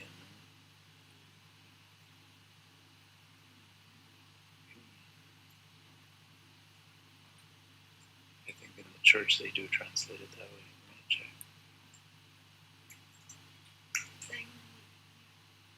Vinh quang. Vinh quang, vinh hiển này. Vinh hiển này là vinh quang. Bởi sự vinh quang của Kitô.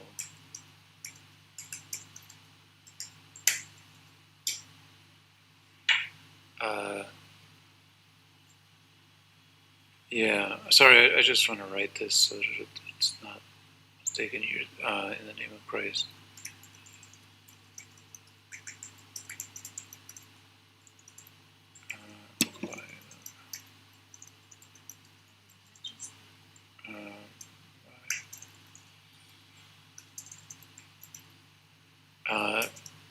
And then, Robert, how are you doing the whole invocation? In the name of Christ, by the power of Christ, by the glory of the Christ, and then call the name of the teacher, right?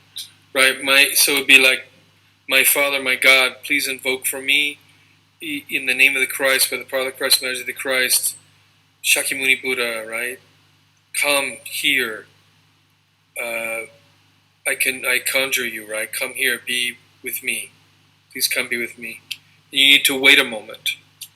Mm-hmm. But you can't do this mechanically. You have to do it from your consciousness.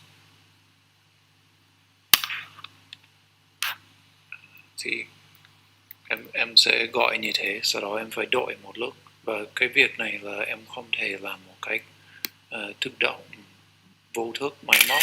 Em phải sử dụng cái sức mạnh của ý thức để làm.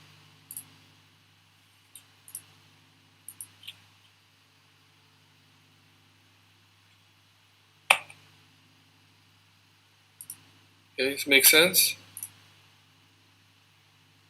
Xuân hiểu bài chưa? Dạ, em nắm rồi ạ. Em hiểu không? Yeah. Okay. So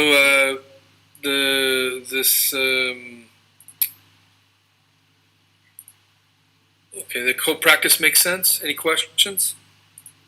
What happens when the Buddha comes to you? What do you do then? Get stage fright?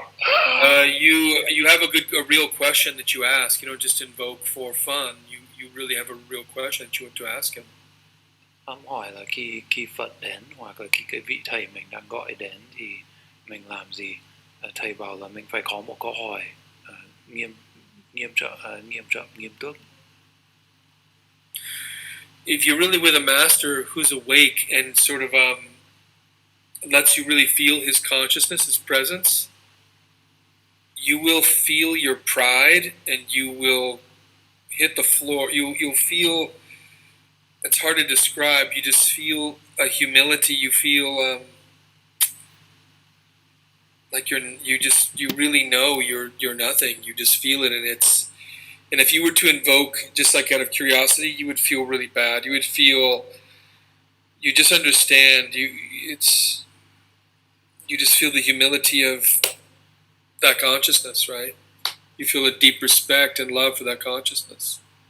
Nếu mình gặp một vị thầy đích thực, một một vị thầy vĩ đại ở trên cõi cảm xúc như thế, và người ta cho mình cảm nhận cái năng lực của người ta, thì mình sẽ cảm nhận được rằng là so với người ta mình không phải là ai cả. Mình sẽ cảm thấy rằng là cái tôi của mình chỉ là một cái ảo để vượt đi. Và nếu như mình mà gọi một vị Phật như thế, mà mình gọi chỉ vì tò mò, chỉ để chơi, thì mình sẽ cảm thấy rất là tệ khi người ta đến, vì mình sẽ hiểu rằng là cái việc đó là đang không tôn trọng cái vị Phật đó.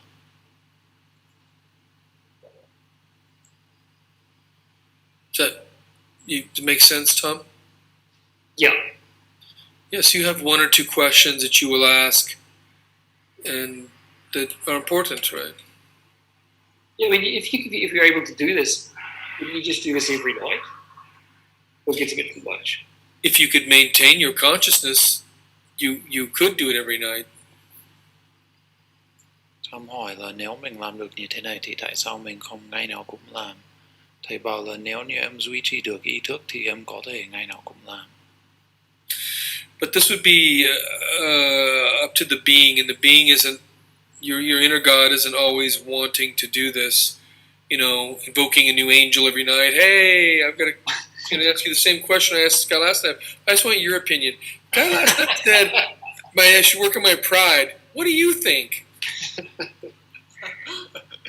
It's not going to go down. Thầy bảo là tuy nhiên là việc này là phụ thuộc vào cái tâm thức của mình, cái đức Phật nội tâm của bản thân.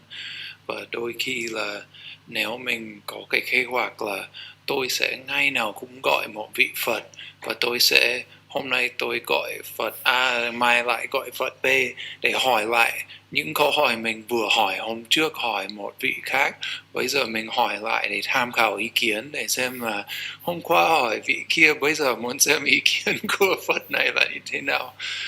Thầy bảo là khả năng đó không phải là một cách hiệu quả để sử dụng cái thời gian của các vị Phật. They're gonna know because they live in a state of the Bhante, right? They live in the state of Atman. They are you. You are them. They feel you because you are them. You follow? Các vị Phật sẽ biết tâm của mình như thế nào, vì trên thực tế thì người ta lúc nào cũng sống ở trong cái trạng thái của bản thể của Phật, và ở trong trạng thái đó người ta hiểu rằng, người ta cảm nhận được rằng hai người là một, cho nên là mình có cái gì ở trong tâm người ta biết hết. Now, if you really want to do something interesting, Sung, see if you can ask the master. Ask the master, tell him you need a conscious shock. You need a conscious shock to help you awaken.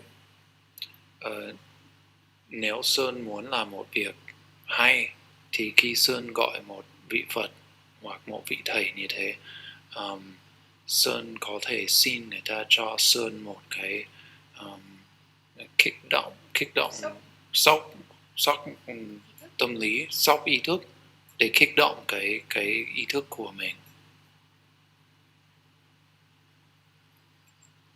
Remember the thing about chastity. Tuy nhiên là hãy nhớ cái việc thầy nói về tình dục. There's a lot of different kinds of beings out there in the astral. Về việc duy trì cái năng lực tình dục, tại vì ở trên cõi cảm xúc là có rất nhiều loại người khác nhau. Thì tức là cái câu hỏi mà thầy bảo mình phải nói với người ta một chút về tình dục thiêng, đó là để phân biệt, để xem đó có phải là vị thầy đích thực không, hay đó là một phù thủy chẳng hạn. What would be an example of a question about chastity, Rob? Hmm. What would be an example? I'm sorry, what was that? What would be an example of a question about chastity? You would just kind of start up a conversation. You kind of bring it up, like you'd say to the master, the Christ is helping me so much, right, on my path. My transmutation is something. My Divine Mother is so important to me, right? Can you say something about, can you tell me something about your experience with that, something that you have with that? So, if they look at you like, and they laugh and turn something, right away, these are different guys, okay? Yeah. Câu hỏi của Tom là khi mình muốn kiểm tra người ta để xem người ta là ai, tức là để kiểm tra xem người ta có phải là phù thủy hay là ai đó xấu, thì mình hỏi cụ thể là mình hỏi như thế nào. Thì thầy bảo là ví dụ mình cứ nói với người ta là con thấy rằng là con chuyển hóa cái năng lực tình dục là đã giúp con rất nhiều, thì thầy có thể nói một vài câu để giúp con hiểu rõ hơn về việc đó không? Tức là mình chỉ nói gì đó để kiểm tra xem người ta đang nghĩ gì về việc đó. Và nếu mình hỏi và mình đang nói về việc là tôi đã nỗ lực bao nhiêu để duy trì cái năng lực tình dục, và người ta nhìn mình như là tại sao lại phải làm như thế, thì ok, bây giờ mình biết người ta đang tập gì, người ta đang luyện theo cái con đường tà đạo đấy. Even the visionary elementals of Latin America, like the peyote, the mushroom, the ayahuasca, they love chastity. They will not work with anyone not in chastity. And they will demand that. They will not really teach you without chastity. And real shaman know this. It's a requirement to work with it. Thầy bảo kể cả không còn nói gì về Phật hay là Bồ Tát, chỉ nói về cái linh hồn của những loại cây thuốc mà người ta đang tu luyện với cây thuốc ở trong rừng Amazon. Nếu mình nói chuyện với cái linh hồn của cây đấy, kể cả cái cây đấy cũng biết về luật này, cái cây đấy chỉ làm việc với chỉ dạy cho những người mà đang luyện tập theo cái con đường chín đạo, tức là người ta đang duy trì cái năng lực sinh dục, chứ không phải là người ta dục vọng cực quái lãng phí như thế. Thì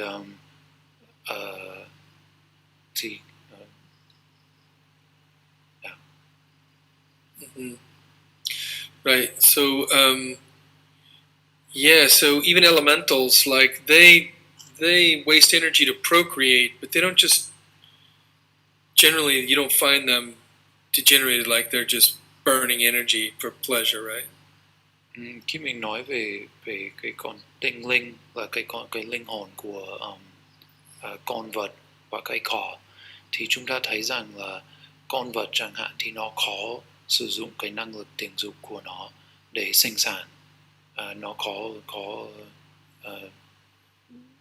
tốn một số năng lực tình dục trong việc đó, nhưng mà nó không có con vật nào mà nó thoái hóa đến mức độ là nó cứ lãng phí cái năng lực tình dục của nó chỉ để chơi. So if you start saying something like, "Oh, my Divine Mother's helping me so much right now, I'm transmuting," masters, when they see that, they usually, you don't even have to ask, they just give you a teaching. They give you a teaching right there. They see where you're at. They see it and they help you. Thì thông thường là khi mình gặp một vị Phật, một vị Bồ Tát, và mình nói rằng là con đang tu luyện, con đang nỗ lực để chuyển hóa cái dục vọng, để chuyển hóa năng lực tình dục, chỉ cần nói đến thế là một vị thầy đúng đắn thì sẽ hiểu luôn, và người ta sẽ nói cho mình một cái gì đó mình cần nghe để giúp mình. Còn nếu là người ta đang theo tà đạo thì là chuyện khác. I know it's late. I'll just say one more thing and then we'll stop. Okay. So, a good friend of ours, she had an experience like this where she. I'll wait for Tom to come back. Yeah. You come back, Tom? No. I think this because the dog was barking. He went to get the. Must be someone at the door. Okay. 1 second. 1 second. Okay.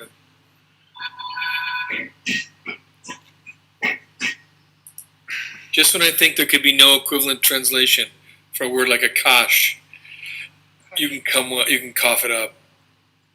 Oh, I didn't. I just wrote Akash. Oh, I thought it was okay. I see. Okay.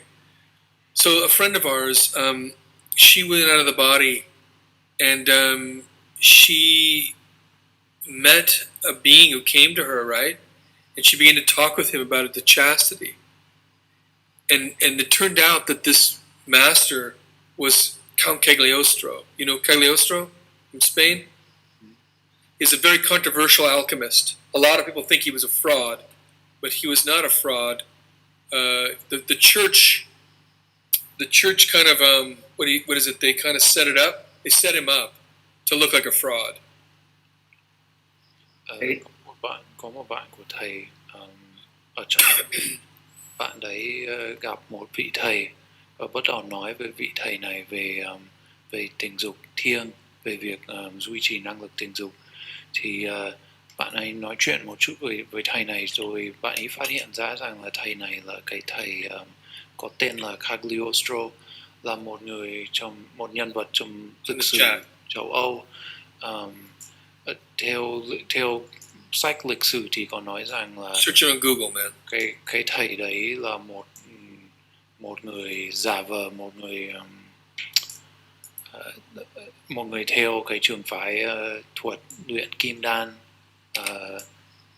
nhưng mà ở bên lịch sử thì có nói rằng là bạn này chỉ là giả kim thôi, chỉ là giả vờ thôi, chứ không có gì. Nhưng mà thầy bảo là khi mình lên và mình gọi trong mơ thì mình thấy rằng là không phải thế, là cái thầy này là một vị thầy đích thực. So there's a lot of nonsense attributed to him online. Okay. Ở trên mạng net là có nói rất nhiều thứ không đúng, về thông tin không đúng về thầy Cagliostro. If you want to find something more true, look at what the Masons have written about him. Nếu như bạn muốn tìm ra những thông tin đúng đắn thì nên xem là hội Tam Điểm viết gì về Cagliostro. So this friend of ours, she met Cagliostro, and she expressed to him about her Divine Mother and the Christ helping her, right? Thì bạn của thầy đã gặp Cagliostro và nói với Cagliostro là Đức Mẹ của con thì đang giúp con rất nhiều, và và Đức Kitô, cái năng lực Kitô thì giúp cho con rất nhiều. And he revealed his identity to her, and she saw him. She said, "Master, please, can you show me something about your transmutation?" Thì sau khi nghe bạn thầy nói như thế, thì Cagliostro đã tiết lộ danh tính của mình cho bạn này. He opened his shirt and he opened his skin and showed her his heart pumping. Thì bạn ấy xin Cagliostro nói một điều gì đó để giúp bạn ấy. Thì thầy Cagliostro mở ra cái áo của mình, rồi mở ra cái da và cho bạn ấy xem trái tim đập ở trong người mình. And it looked like fire all around his heart, right? Và bạn của thầy Robert thấy rằng là trái tim của thầy này giống như là có ngọn lửa bao xung quanh trái tim. She said it's very extraordinary because all of a sudden she felt herself drawn into, like she went into his heart, into his blood.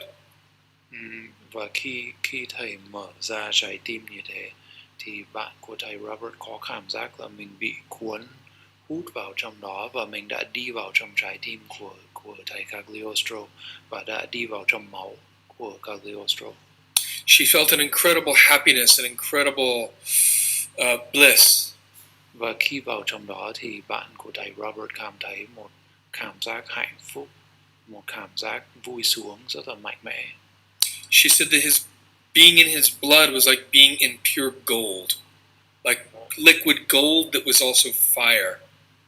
Và bạn ấy nói rằng là khi mình vào trong máu của thầy thì có cảm giác như là mình đang ở trong một dòng chất lỏng bằng vàng. Nó giống như là vàng nhưng mà nó cũng giống như là lửa. So, and for her, it was like receiving a teaching and a direct understanding of what the Christ was, how it lives in us, how it teaches us, because it was teaching her through being one with it.